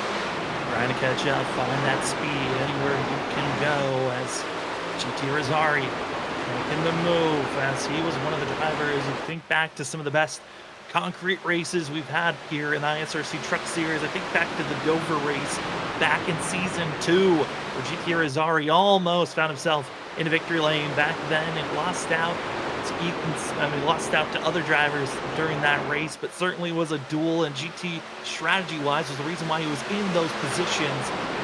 Running with Christopher Norris, who, again, on old tires, didn't take tires, just topped up on fuel, deciding to save those extra sets for later on in this race if we got more carnage. There's a solid puff of smoke. That's Ollie Fonseca just brushing the wall for a second there.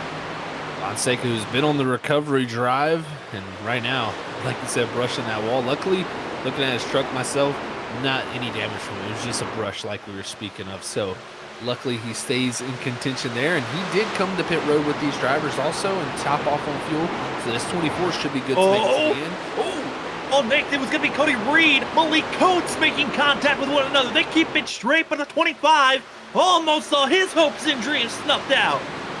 Wow, so close there. I caught the glimpse of that just out the corner of my eye there on the screen, and I did not know what happened. It looked bad from that view for sure. Luckily, the 25 holds on. It has no damage from it, but man, that could have, like you said, been a night ender for Cody Reed and a playoff ender possibly even too, as he's got Breaky, another playoff contender looking to get his way in here. He would have loved to see that.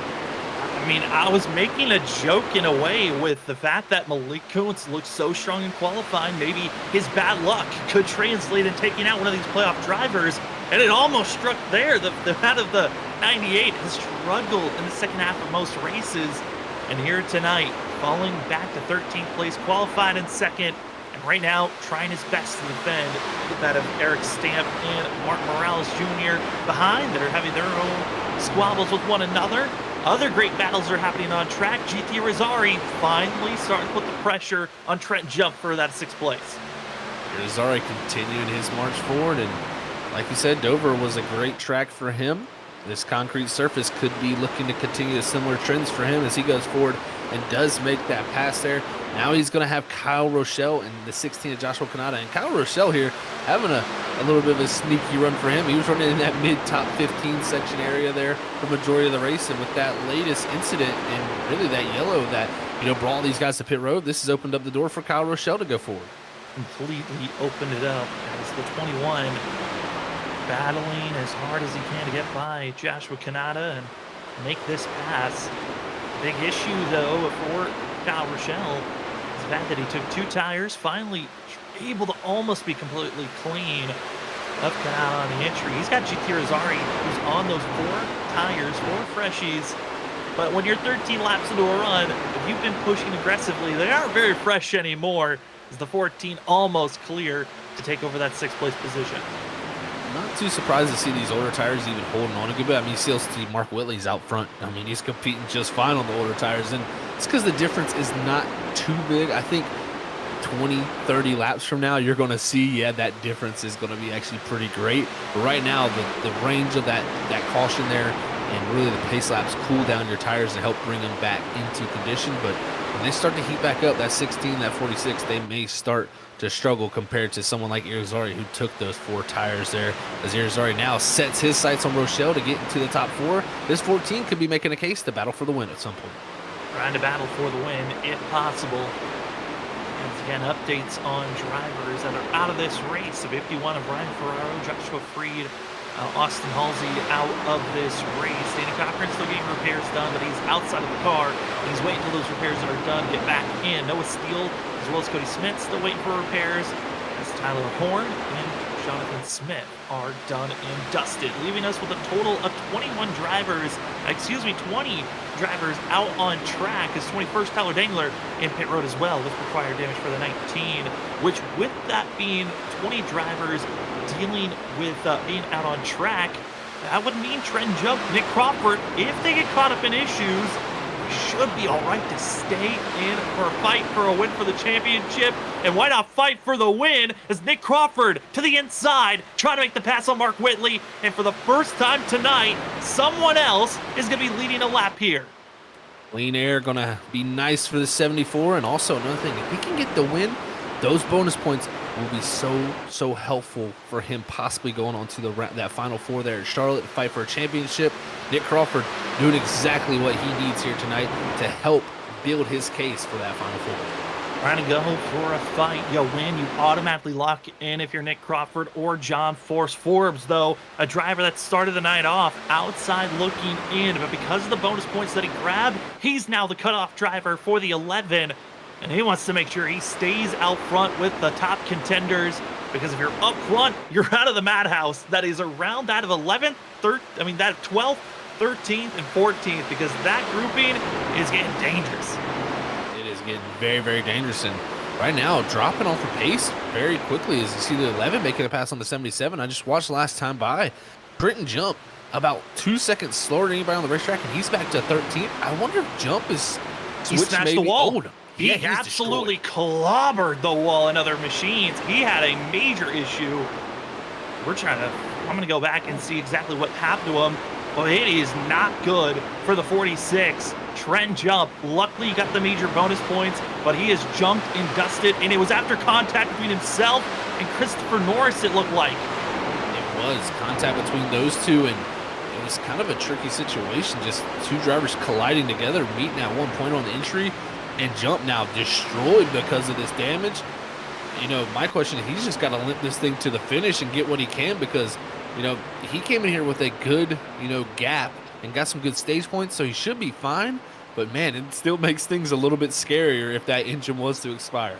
Yeah, getting those 8 stage points, going to be feeling very much nicer. On top of having a 21-point buffer coming into this race, Trent Jump should not be in any fear of being bounced out unless he falls all the way down to 27th position, which isn't possible at this time. There's so many drivers that have quit out and are out of this race. Danny Cochran now officially done. He is not going to try to get this car repaired. He feels like there's not enough time to gain any more spots. If he could get the repairs done with maybe 5 laps to go, he might be able to have time. But this race is closing quickly. As the laps continue to tick away, the 2 calling it a night after being involved with that wreck. And Zach, that could officially call it for Danny Cochran trying to become a back-to-back champion. I think it really will. I think it's over for the 2 team. They are not going to have a chance to go back-to-back, and kind of continues the trend of, past champions. You had Vincent Sora in season 1. He didn't come back after season 1, so didn't really see it play out for him. But Trenton Jump there, his playoffs ended in a terrible way there for him for season 3 after winning the season 2 championship. Now Danny Cochran wins the season 3 championship, and his season 4 hopes go up smoke that quick. This is continuing that trend. We may see a whole nother champion, but Trenton Jump still has a shot to be the first 2-time because of what he's done so far in these playoffs. Trenton Jump, I mean, he's got to be lucking out on the fact that we've had, I mean, for a lot of these drivers that are outside looking in, they're lucking out on a lot of situations here. Danny Cochran officially done out of this race. Matt Upbrook, he's still running. He's in 19th position. Trenton Jump is in 18th. There's got to be a pass potentially there because of how slow the 49 is. Ollie Fonseca recovering for himself. And Logan Brakey, I thought tonight was going to be a better night for himself, but there just might not be enough points now for some of these drivers to point their way in to the next round because a lot of the cutoff drivers got the crucial bonus points to solidify their chances on moving on to the Elite Eight. It really has, Sam. This is turning things upside down. You get a night race, a cutoff race, and one here at the Nashville Super Speedway, and you just get fireworks, I should say. It has just been not the greatest for other drivers up here in the booth, though. For us, it's built storylines that we can talk about for weeks on in and out, and it's going to make our jobs definitely easy to come up with what we want to discuss here. Is, man, it's been a wild one so far in these first 117 laps, and crazy to say, it ain't over yet. No, it's not. And over the radio, Logan Brakey kind of get a little irritated as Ryan Crowfoot has been putting the pressure on the 29. They're battling just for 14th place, but if anything happens, Logan Brakey's still in this fight. And again, Logan Brakey topped off on fuel. There's a grouping of around 4 to 5 drivers that just took fuel only. Wow, we still have the 3 drivers that decided to take no pit stop. Mark Whitley decided not to come into pit road, as well as Joshua Kanata and Trenton Jump. Those 3 drivers still questionable if they can make it to the end. But Logan Brakey now under pressure from Dakota Moniz. He is under pressure in this 5 here, trying to go forward after getting caught up in that very first incident of the race here. And Moniz, he has his playoffs on the line, but I think Moniz is going to need a big run here. Didn't get stage points. He's going to need to almost drive up there and win this race if he wants to point his way through, as John Forbes right now in the 2nd position has really put a damper on all these other drivers trying to point their way through here. But right now, still a good battle going on in the 5. Going to look to the inside here down in the 3, and this has been the place to pass, but it seems like just a little deep in. The 29 might be able to hold on for now.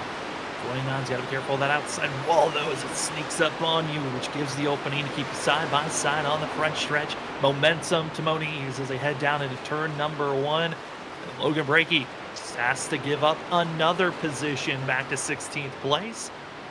As looking at more drivers that have called it tonight, Noah Steele officially done. So we are left with only 21 drivers out on track, and Trenton Jump has pulled it into pit road. He cannot take it any further, and I think also might have just called it on the fact that he needs fuel, and the amount of drivers that are still out on track. I believe the 46 machine should be good on points. He's taking 4 tires and fuel. He's got to bank on this race, having a caution at some point, but I mean, at this point, it's kind of too late. He's made his bet. He's got to lay in it now. He definitely does. And I think what you said is the case. He's saying, you know what, I don't need to wait any longer here. I just need to come down and get this truck fueled up because I'm not going to make it to the end of this race. Get 4 tires on it and maybe gain something out of it that way. I mean, that's what Trenton Jump's got to be looking for, but it's still got to be such a dire situation for him there because it was just a simple racing incident between him and Christopher Norris, and it completely destroyed his truck. So we'll see how he can hold on and see what type of lap times he can turn with that hurt truck with brand new tires.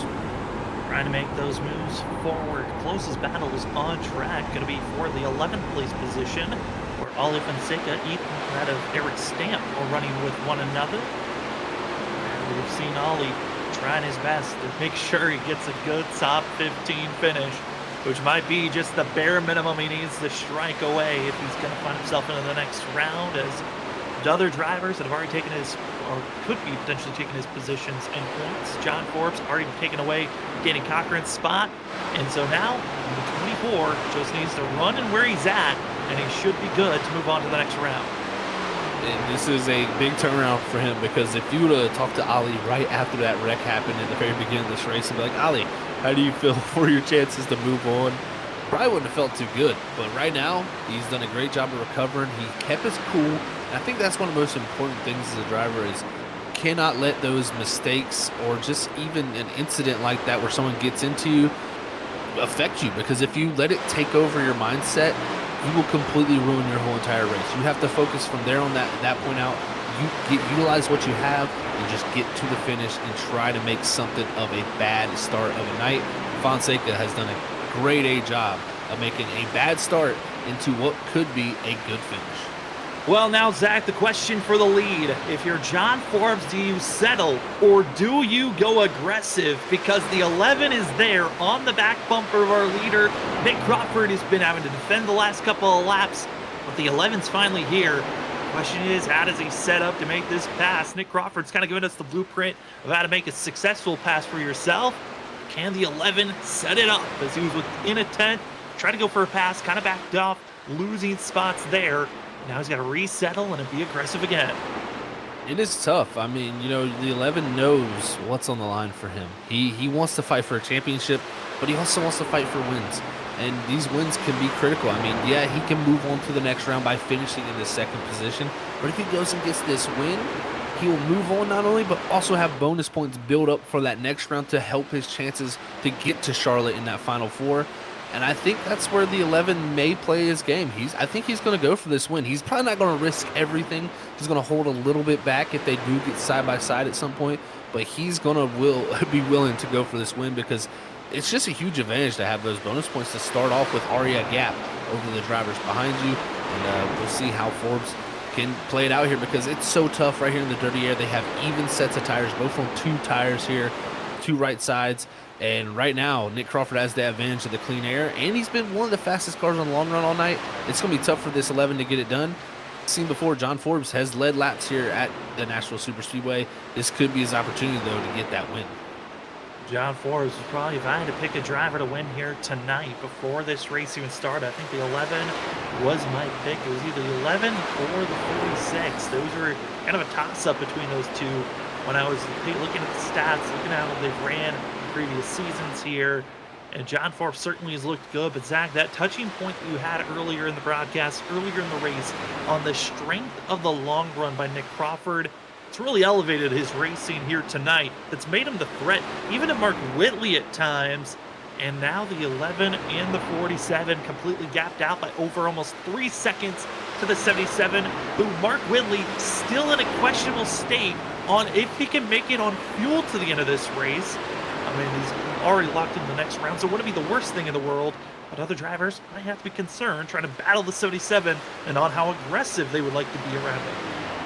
It's impressive to see where he's kept it. I mean, right now running times similar to our leaders in the 77. So he's done a good job to keep the tires underneath him, even though there's an advantage to the leaders just slightly with fresher right side tires.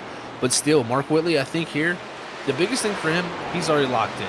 He has nothing to worry about. It's all about going out there and get the win tonight. He's going to probably run this truck dry. You probably won't see this truck hit pit road until about 10, 15 laps to go in this race because he just has less to risk. I mean, there's nothing really on the table to lose for him.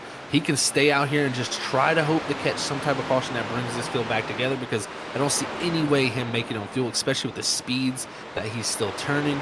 So right now, I think that 77 team just hoping for some type of yellow to bring this race back together and allow him to get the pit road under that break. 20 laps to go, and the stage is looking to be set every lap that goes on by, and it looks to be a very close interaction of drivers. We thought that it was going to be a hot and heavy grouping of who can make it into the round of 8 next round, as this was the cutoff race of the round of 12. And usually when we look at these rounds, usually when we look at the past stats, past trends, the fact of if you're in the top spots and you're one of the drivers there, you're usually moving on to the next round. You don't need to really worry about the pressure. You usually find good races. With Zach tonight changes that trend. Danny Cochran, he is in a position to be knocked out of our playoffs because of how well John Forbes is running here tonight, and due to the fact that the 2 finishing back in 25th position, it is looking to be our 3 drivers of Matt Upbrook, Logan Breakey, Dakota Moniz, in trouble of not being able to move on to the next round and being bounced out. And joining them, Danny Cochran and John Forbes moving into the Elite Eight.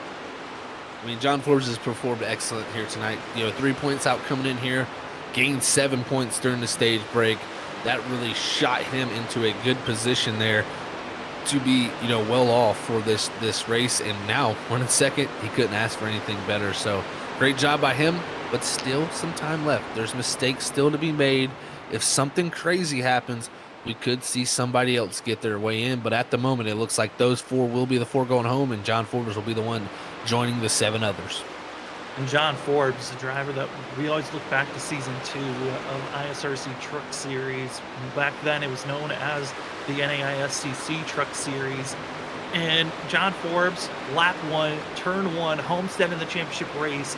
The 11 taken out immediately in a turn 2 accident. And the 11 has been looking for redemption, just like, for Mark Whitley, who's not been able to get the championship. The 11 has been wanting a shot to get back into the Final Four.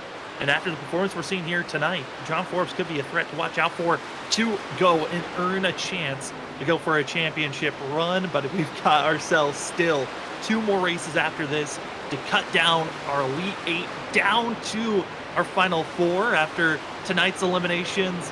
And Zach, it does not get any easier after this season with the way that the schedule has been going into these next 2 weeks. Dover and the 2008 configuration of Atlanta.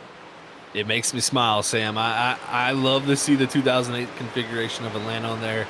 That rough, old, beat-up surface there at Atlanta. No, not the super speedway that we're used to now, but the older surface is coming back here for the series. And, they've decided a championship back all in season 1 there. So it's got some past history. It's been a great track. They put on some good racing, and I cannot wait to see how that plays out. But they got Dover coming up next week first, and I think they can carry a little bit of what they learned here tonight over there. There is very big differences. Yes, they are both concrete tracks, and they're owned by the same corporation. So it's, they're like sister tracks, in my opinion, Dover and Nashville.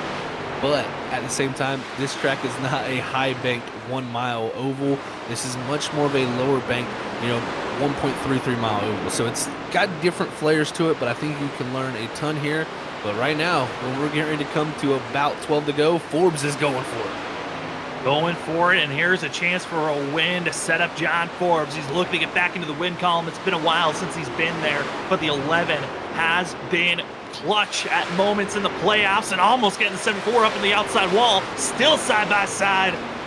12 laps to go, and John Forbes is sending it into turn number 1. Forbes is willing to risk it. I thought he would, and right here off of 2, they're going to almost close out to the 6 of Smith, but luckily they keep it side by side, and here down to 3, though. This is where the bottom side's been the best. Nick Crawford really pinching this 11, too. It's going to get close off of 4. Who's going to bounce off the wall, or will there be any contact between the 2? Keep it clean out of turn number 4. It's all side by side. They keep it clean. Nick Crawford going to lead that lap as John Forbes still searching for a lap left for the 11 machine. But down in turn number 1, keeping it side by side. John Forbes hoping for a win. He was one of the outside drivers trying to clutch his way into the round of 8. And with the bonus points he grabbed at the stage, it might have been enough, but he wants a win to solidify it.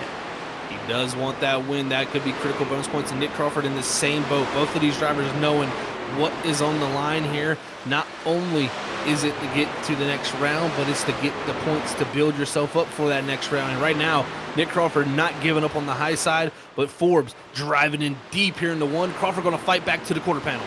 If you win, you get 5 extra bonus points to be added to your total going into next week. Hard block by the 11, defending the inside lane, recognizing how crucial it is. Nick Crawford right on the bumper, trying to put the pressure. He gets to the inside as John Forbes leans up to the outside wall. He has to let off. Nick Crawford back to the lead with 10 laps to go. A little bit of a bump there from the 74 to the back bumper of the 11 there. The 11 was washing up the track, and I think the 74 said, you know what, you're going up. You might as well go up some more because you're opening up the door for me. And now, with the contact between these two, this has opened up the door. If you're John Forbes, how rough do you play with this 74? I mean, he's spent, Zach, that is his second or third time to get to the 74's bumper. there's only so many attempts that you're going to have before your tires are completely gone. 9 coming to 8 laps to go as the 74 trying to get those 5 extra bonus points and be tied with Mark Whitley into the next round. And the rest of the field, they'll be completely tied with Dover and Atlanta being the start of the Elite 8 as Matt Upbrook stays high, tries to stay out of the way as Nick Crawford 2/10 now ahead of John Forbes, who's closing in. It looks like Forbes is a tiny bit better right now than the 74 still. I mean, he had to fight hard on the bottom, but it seems like he's kept his tires in somewhat a decent condition, and it's going to come down to a last couple laps of this race. He's going to have to set him back up, but what will happen? If he gets close enough, I'm for sure the bumper's coming out at some point because he's had it brought to him. Now, will he be able to, get his elbows out? Because I think that's the one thing with Nick Crawford we haven't seen this season is him get the elbows out and actually, use up a little bit of the driver in front of you. Doing it here, it seemed like it's opened up the door for him to go get the win, but will Forbes fight back? I don't think he's going to have a chance. Nick Crawford, that last lap, opened it up by a 10th. Now 6 laps to go for the 74. And John Forbes is trying to find different entry points. Nick Crawford very much on a clean, just swooping in motion. The 11 much more aggressive into the corners. The 11 looks to be closing in on the entry of turn 1 and the entries of the corners, but it's the exits where Nick Crawford has looked a lot cleaner for himself. Coming to 5 laps to go, and you can see the differences in times. It's been flip-flopping back and forth. They've been equal at moments, and this go-around, it's Nick Crawford once again as driver hitting pit road. Mark Whitley could not make it to the end. 5 laps short for the 77, and just about what I thought he would be short. So unfortunate for Mark, had an excellent run here tonight, but doesn't matter for him. He's moving on to the next round. He can just take this with some solace and move on to see what he can do at Dover next week. But Nick Crawford looks like he's found a new gear. He's looking better, and like you said, Sam, that 11, the nose just pushing every single time off the exit corner. That truck is done for, and Nick Crawford here sailing into the sun, into the night. And it really looked like he was just saving his stuff, waiting for John Forbes to attack. And those little moments were the times that we saw Nick Crawford willing to be aggressive, keep up the speed, and attack for all that he's got. And Nick Crawford able to defend and go for a win. The crucial 5 bonus points. This is going to be massive for the 74 heading into Dover next week, a track where it's kind of similar to Nashville in the fact of if someone else has a wreck, you easily can get caught up in it, and having those bonus points could help you advance into the Final 4. The championship run, 3 laps to go, and Nick Crawford over a second on John Forbes. Excellent job by him here to open up this gap. This is exactly what we need. Need some breathing room, and the lap times he's turning are better than laps that he's been turning probably 20 laps ago. So I think Nick Crawford, he's found his groove. When you gain that little bit of a gap over somebody, it can even make you feel that much more comfortable. And with only 2 to go, Nick Crawford just sailing here to a victory. He just wants to see that white flag pop up, because then at that point he knows this thing's sealed up. Sealed up and ready to rip it is the 74. Has been looking so clutch, trying to get himself his 2nd win of the season. He got his first back at Fuji when he had an ultimate and just amazing duel with Trenton Jump. Here tonight, he had to defend over that of John Forbes as your Larry Art Productions white flag is out. It's all Nick Crawford by 1.2 seconds. Here he goes, down into 1 and 2. The gap continuing to grow. No worries from the 74. Made the pit call to come down 58 laps ago and get the 2 tires. He elected to do it, and it was the right call because now he's going to be the winner here tonight. Nick Crawford out of turn number 4. The Music City rumbles at 200. If we had our rumbles, we had our dashes, but the 74 comes in clutch, winning here tonight to advance to the Elite 8. Excellent job from Nick Crawford. Great battle between him and John Forbes coming down to the end of this event. And man, oh man, this is set up a wild playoff run for us heading into Dover next week for the round of 8. As you see Forbes there, a little bump to the rear end, maybe saying, hey, I'll remember that one. A little bit of a bump, a little bit of congratulations. The 11 of John Forbes had the win slip through his fingers, but at least got the true goal and job done for the 11. He looks to be, based off our unofficial points that we're trying to calculate in the background, should be good to move on to the next round. Bouncing out Danny Cochran. Who would have thought last season's champion could be out of going for another championship? But it's Nick Crawford getting his win, getting his glory as he gets to burn it down. We'll step aside. When we come back, we'll talk to our top 3 and a spotlight driver after this.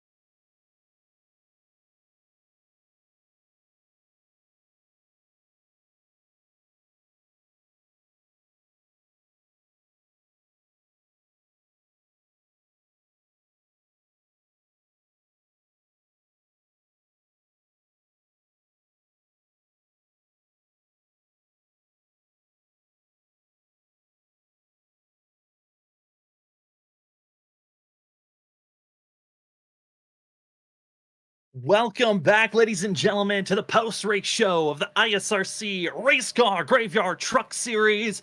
It was the cutoff race for the round of 12. Who was moving on to the Elite 8?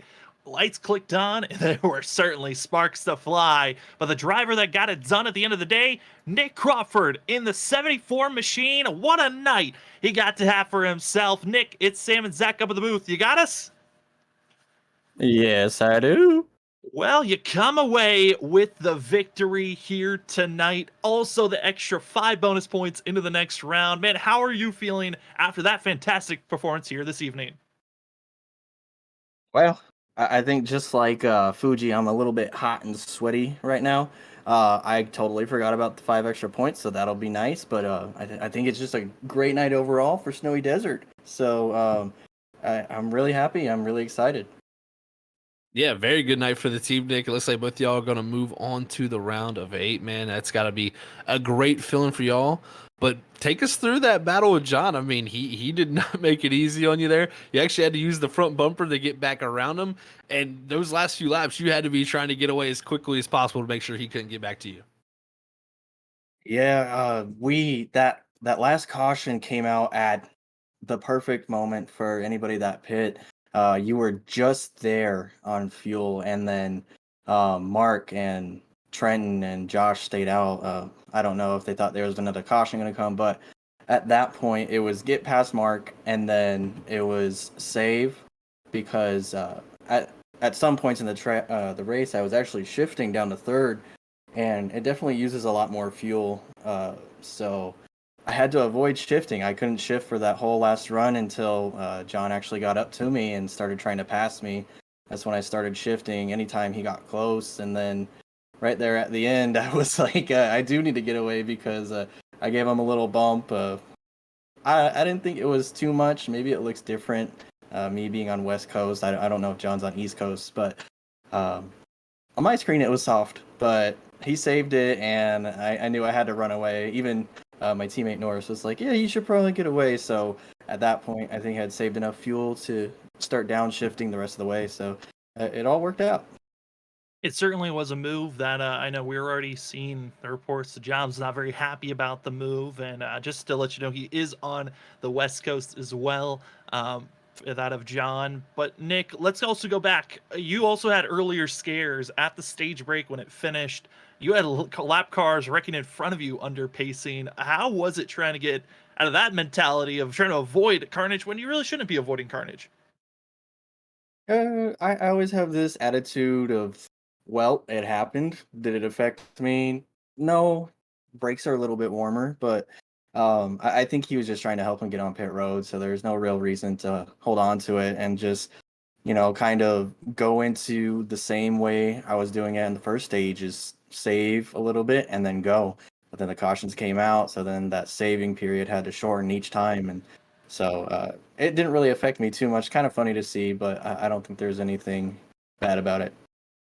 Well, Nick, again, congratulations on this win. And before we let you go, the floor is now yours for any shout outs. First off, before I forget, I want to shout out to Josh. He was really kind to me, my Revline teammate. He definitely could have taken some passes into turn 3, but he pushed instead. I want to thank Norris. I want to thank Brian, all the Cat 5. They do help out a little bit here when it comes to strategy. I want to thank my beautiful wife. I'm going to go give her a big old smooch right after this. And then also, again, shout out to Revline. Shout out to you guys. You do a great job broadcasting. I love watching these back. Well, we're happy that you enjoy it, Nick, and thank you for giving us a show here tonight. That's the 74, Nick Crawford, getting the win this evening as he will head on to the Elite 8 with 5 extra bonus points. He'll be tied with Mark Whitley. Good luck, Nick, and we'll see how you perform next week at Dover. Thank you. Love you, Mom. As that's going to be Nick Crawford, we head now to that of second place, John Forbes, to get his thoughts on that late move to get him out of the way. John, it's Sam and Zach up in the booth. Congratulations on second, and based off of our numbers, you should be moving on to the round of 8. Congratulations on that, if that is correct. As again, we're still waiting on the confirmation. But man, how are you feeling coming away with second place finish? Yeah, I feel pretty good. I mean, I came in here knowing this was a track that was a little bit more based off of your speed rather than last week with just you're a victim of circumstance. So coming in, I just knew I needed to get up front, especially to qualify, because just looking back at the race last year, it was so hard to pass, and proved to be the same again this year. But yeah, I didn't really appreciate racing Nick clean for like the 5 laps before that side by side, immediately passing him and then just getting booted. So yeah, we'll see about that, but I always had good things to say about him until then. Yeah, definitely a little frustration from your side of the camp there, John. I'm sure that's how it is sometimes with racing there, man. But take us through that there, because when it happened, did the tires just go away from you? Because it seemed like because you were making those passes on the inside, it had to heat those tires up. Yeah, I was still getting good drive off. I was kind of surprised that I was able to hold it down there for so long, because earlier in the race, trying to make passes with when the daylight was out a little bit, I would be down there for one corner and just couldn't get a drive off. So I think with the shifting, it helped a lot too. But that was a really fun last run. I mean, I didn't know how much fuel he had because he was out front the whole time, and I was close with the shifting, so I had to be careful and save a little bit by keeping it in fourth for like the first half of that run. But yeah, we had a pretty good run up until then. I think we should have come out with a win here, but yeah, good to move on to the next round. And the next 2 tracks are really looking forward to, because it's just another concrete track at Dover, so that's a lot of fun. So yeah, just looking forward to next week, and yeah, it was a good race here tonight, and just happy I was able to make the next round. I mean, I came into a hole here like -3 points, and some misfortune for some of the other guys. Just helped us a lot out here tonight. You certainly did look impressive, John, here tonight, and we can't wait to see how well you're going to perform in the next couple of weeks. Before we let you go, anyone you want to shout out? Thank you guys for putting these on every week. I can't wait to go back and watch this one. I'm sure we put on a good show. Didn't have too much of a wreck fest here tonight, luckily. I want to thank all the friends and family watching, and we'll go on to next week. Well, that is going to be the 11 machine of John Forbes. Congratulations on a second place finish. We're still waiting on 100% confirmation, but believe that you should be good to moving on to the next round. So good luck at Dover next week. Thank you guys. Well, that's going to be the 11 again of John Forbes. We head now to that of third place finishing of Ethan Smith. Kind of snuck out of nowhere was the 00, but he comes away with third. Ethan, it's Sam and Zach up at the booth. Congratulations on third. And as well, congratulations on this run based off of our numbers. I think you should be good on moving on to the next round. Oh, thank you very much. I have somewhat struggled a little bit towards the end of the season. I've just kind of been hanging around. I haven't done too much. But these last 4 races, I was even saying at the beginning of the season, these last 4 races I will be there for. And I love this track. I like Dover, I like Atlanta, and I won Charlotte last season, and I like that track as well. I'm really looking forward to these next few tracks coming up. I'm feeling pretty confident about it. Well, Ethan, you've definitely been one of the best drivers when it comes to the concrete racetracks. Do you feel like there's anything you can take away from here tonight at Nashville to somewhat carry into Dover?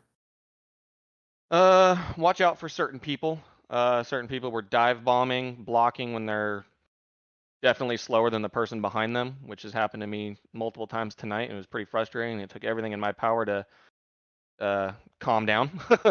But everyone has a right to race, and they do. It's just I think some situations, some people push, and they don't really need to, especially when it means nothing for them. They're tire eater tracks. I mean, I like that. It really shows who can save and who cannot. And on top of that, you got to be fast while saving. So I really like Dover. I'm looking forward to that most of all, and then Charlotte. So I'm hoping to be in a really safe position after next week. Well, Ethan, the points officially came out. You are going to be advancing into the next round. Congratulations on that. And before we let you go, the floor is now yours for any shoutouts.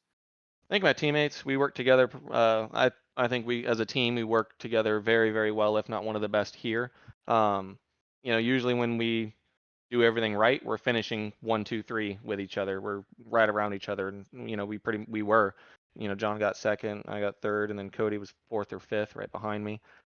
We all did pretty well today. I'm really proud of them. John almost got the win tonight. It's unfortunate he didn't. He's really fast, and he's been picking up some momentum as the playoffs have gone on. So looking forward to seeing what he does this season. Thank you guys for putting on the broadcast, any friends, family watching, and the admins for running all this and keeping it going. Well, Ethan, I know for sure in the chat you've been one of the favorites of people rooting on for you and certainly did them proud today. Moving on to the next round, congratulations on third and good luck next week. Thank you. Well, from third place, let's head to our spotlight driver. We talked about his early woes, and he survives them. It's going to be the 24 of Ollie Fonseca. Ollie, it's Sam and Zach up at the booth. Congratulations. The points are out. You just scaved your way into the next round, and it's your first time making it this far. Congratulations. Thank you. Holy cow. Well, Ali, I tell you, man, great job. First off, making it into that next round. But I mean, after that very first opening incident, you had to be down in the dumps, my friend, because that was just a tough situation to be bouncing back from. But you did everything in your power to get back here and make it into that round of 8. Yeah. Right when it first happened, I thought we were done. I thought I was rode off for sure. Thankfully, when I wrecked there, I just kind of backed it into the fence, didn't hit anything, front end wise. That's the biggest thing. Came down, only had 45 seconds of optional, but once I got it all fixed right then and there, while staying on the lead lap. And even with it fixed though, I just the spoiler was killed. I just had a parachute on the straightaways. I just wasn't able to make up any ground. So that really sucked. I thought even with this fix, I don't know if we're going to be able to make it in or not. I even had Tyler Dengler at one point, my teammate. He was pushing me down the straightaways at one point, trying to be helpful. So that was really cool of him to do for me. And yeah, I honestly have no idea how we came back from that. That was probably the most stressful race I've had in my iRacing career. Just God almighty, that was that was not fun, but I'm glad we pulled through it. I mean, Ollie, you had to fight through a lot. We saw that you also, at the early portions, running around Danny Cochran and other drivers that have been pretty aggressive in the early portions of this race. Were you surprised on that early aggression? As we hadn't even made it to the stage break, and some of these drivers were on top of one another. Yeah, and it's a shame because it's of course it's going to be in the back where, in my opinion, it's really not that important. I mean, we're not all going to go flying through the field, especially at a place like this. So I honestly felt there was a lot more take than give than I would have liked to see. But yeah, I mean, we got through it. Got through the mess, and some guys in front of me had issues, and I just kept on picking spots off one at a time and just somehow just stayed in it. You can't give up when you're you know put in a bad spot like that. And I had Brandon in my ear. He's updating me on the points and everything, and he was just doing a really good job of helping me get through that. I probably would have lost my cool if it wasn't for him, because I was pretty upset about it. But yeah, we got through it, and that's what's important. And hell yeah, we made it to the round of 8. That's freaking awesome, man. Well, congratulations again on making it to the round of 8. And before we let you go, Ollie, I know you already shouted out some people, but if there's anyone else, the floor is now yours. Yeah, so got to thank all my teammates at Larson Line. Ever since I joined them, I've just felt so much better. I love practicing with these guys. It's a real shame that none of the other ones were able to make it in. It sucks, honestly. I'm kind of surprised, to be honest with you, that I was the only one. But I'm gonna try to do what I can for them, and try to make it in the round of 4. That's all I owe it to my team, and I'll do the best I can do with the opportunity. So I appreciate them helping me out week in, week out. Got to thank Brandon, like I always do. He's on it and does everything I need him to do. And happy birthday, Brandon. I know it wasn't the finish we wanted, but that performance is for you, bud. Thank you so much. And just my parents, grandparents, everyone that watches me and was probably biting their teeth like I was the whole time. It was not fun, but we made it through, and that's what mattered. It certainly is. Congratulations, Ollie, on your finish, on making it to 12th place, and ultimately you got your goal done. Moving on to the Elite 8. Congratulations and good luck next week at Dover. Right on. Thanks, man. Well, that's going to be your interviews for tonight. Got to talk to 4 incredible drivers, or top 3, making it as far as they can. All going to be moving on are those 4 drivers, and the other 4 joining them. Winner from last week, Mark Whitley, Trenton Jump as well. It's going to be first time ever making it to the playoffs. Making it this far in the playoffs. Christopher Norris and Cody Reed. And then going to be also having, seeing those drivers make it that far, Zach. I mean, it's crazy to think the amount of adversity some of these drivers had to go through, but also the disappointment on the other side as we take a look at the unofficial results. I think the big thing, the 2 of Danny Cochran caught up in a lot of squabbles in this race and ultimately taking him out of a chance of a championship. It really was those squabbles that have ultimately took him out of it, and it's opened the door for a few other guys to go in there, man. So we got an excellent 8 drivers left, and I cannot wait for Dover next week and then Atlanta 08. Those 2 races are going to be off the chain. Tough tires, a lot of aggression. Who can work their way forward? Well, before we get there, you see our results. A lot of drivers fighting their way through. Martin Morales, I gotta say, 9th place finish. Another great finish for the 91, but officially the rundown from our top 10. Nick Crawford, John Forbes, Ethan Smith, your top 3, with Cody Reed in 4th, GT Rosari 5th, Christopher Norris 6th, 7th goes to Malik Kuntz, great finish for the 98 for himself, Eric Stampin 8th, 9th goes to Mark Morales Jr., and Kyle Rochelle finishing out our top 10, as others had to fall much deeper in the field because of some taking fuel strategies, other major damage. Yeah, the fuel strategies, damage, it was everything, man. There was things that went down tonight that I'm sure we'll be talking about over the week going into next Monday at Dover, and it can have a few things that carry over. I mean, we just heard the 11 in his interview was not happy with the 74, so if he gets put in that situation, I imagine there's going to be contact between those 2 if they come down the racing for a position late in the race. So you know, it opens up the door for more drama, and you know that's what ISRC just seems to keep building. It's a drama factory, but it puts on good shows and good races, and we enjoy it a ton up here. I can guarantee you that. Absolutely. And if you love the drama you got to see here tonight, points being the big factor, well, it doesn't end just based on this series. This whole entire week, the drama just ramps up more and more. Starting with tomorrow night, the Full Send Racing Series, the Trucks tackle Talladega as their final race of the regular season. Majority of the drivers in a must-win scenario. There's about 10 of them still on the line. Who can cut off and break into that of the top 12? Then on Wednesday night, it's the Wicked Racing League. They're in the middle of their playoff stint. Who will move on after Dover? You have to find out Wednesday evening with Zach Hall and Brandon Cotley. Then Thursday night, it's the Stars and Stripes as they're in the middle of their playoffs, heading to Richmond for the ARC cars. As who will move on after Richmond, a cutoff race for themselves. Then Saturday, end of the regular season, short track racing style with the WSSR Roasted Gems Cup Series. It's USA Speedway with the next gen cars. Zach, you guys are crazy at WSSR for thinking about going to that track. Yeah, I'm sure a few people were thinking that for sure.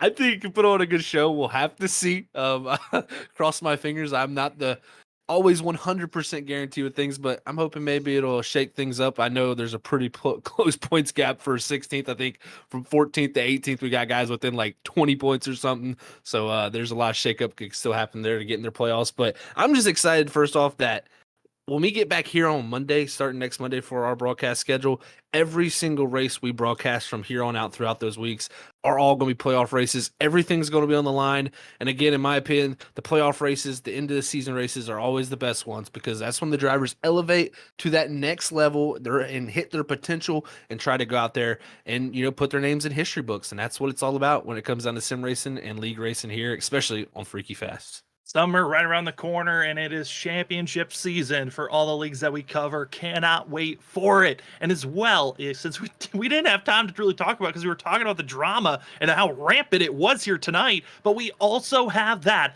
of our charity race going to be happening in June. When all the racing is done, all the fireworks of the championships, we come back for a great cause. June 10th, it is going to be the date for our charity event where it's going to be our first ever Gamers Outreach 600 here for these drivers.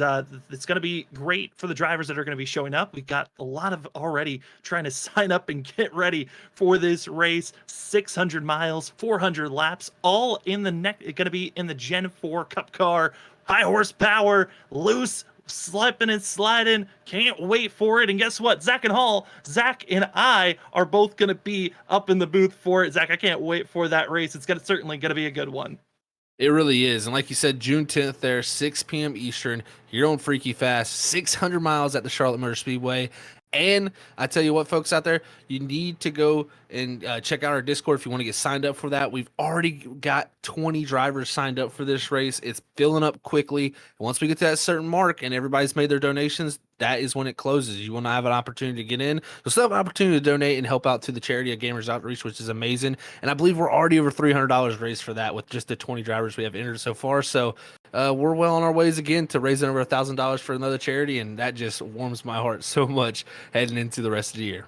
Great cause, and is amazing to have the community already reaching out. We've just started on promoting this race, and we're excited for it. Also, it's already scheduled out, so if you'd like to go over to that race, hit the bell notification on that race right now, and you'll be notified when we go live for that of the Gamer Outreach 600. June 10th, mark it on your schedule. It is going to be a good one. As well, circle your schedule next week. It is the start of the Elite 8.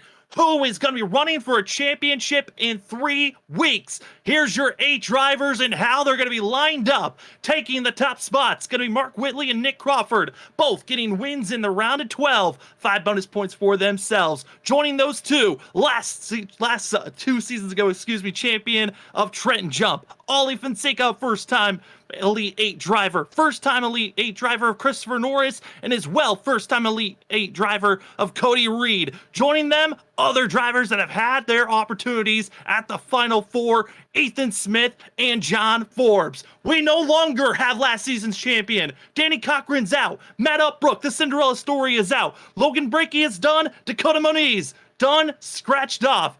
8 drivers left, and it all starts next week. Dover, who's gonna make it to the championship 4? Next week starts that storyline. Can't wait for it. And until then, we'll see you on our next broadcast tomorrow night. Who makes the playoffs for the Full Send Racing Series? We'll see you then. And for myself, Sam Dyer, Zach Hall, Robert Moyer Jr., and everyone else here at Freaky Fast Broadcasting, thank you so much, and we'll see you on our next Freaky Fast broadcast.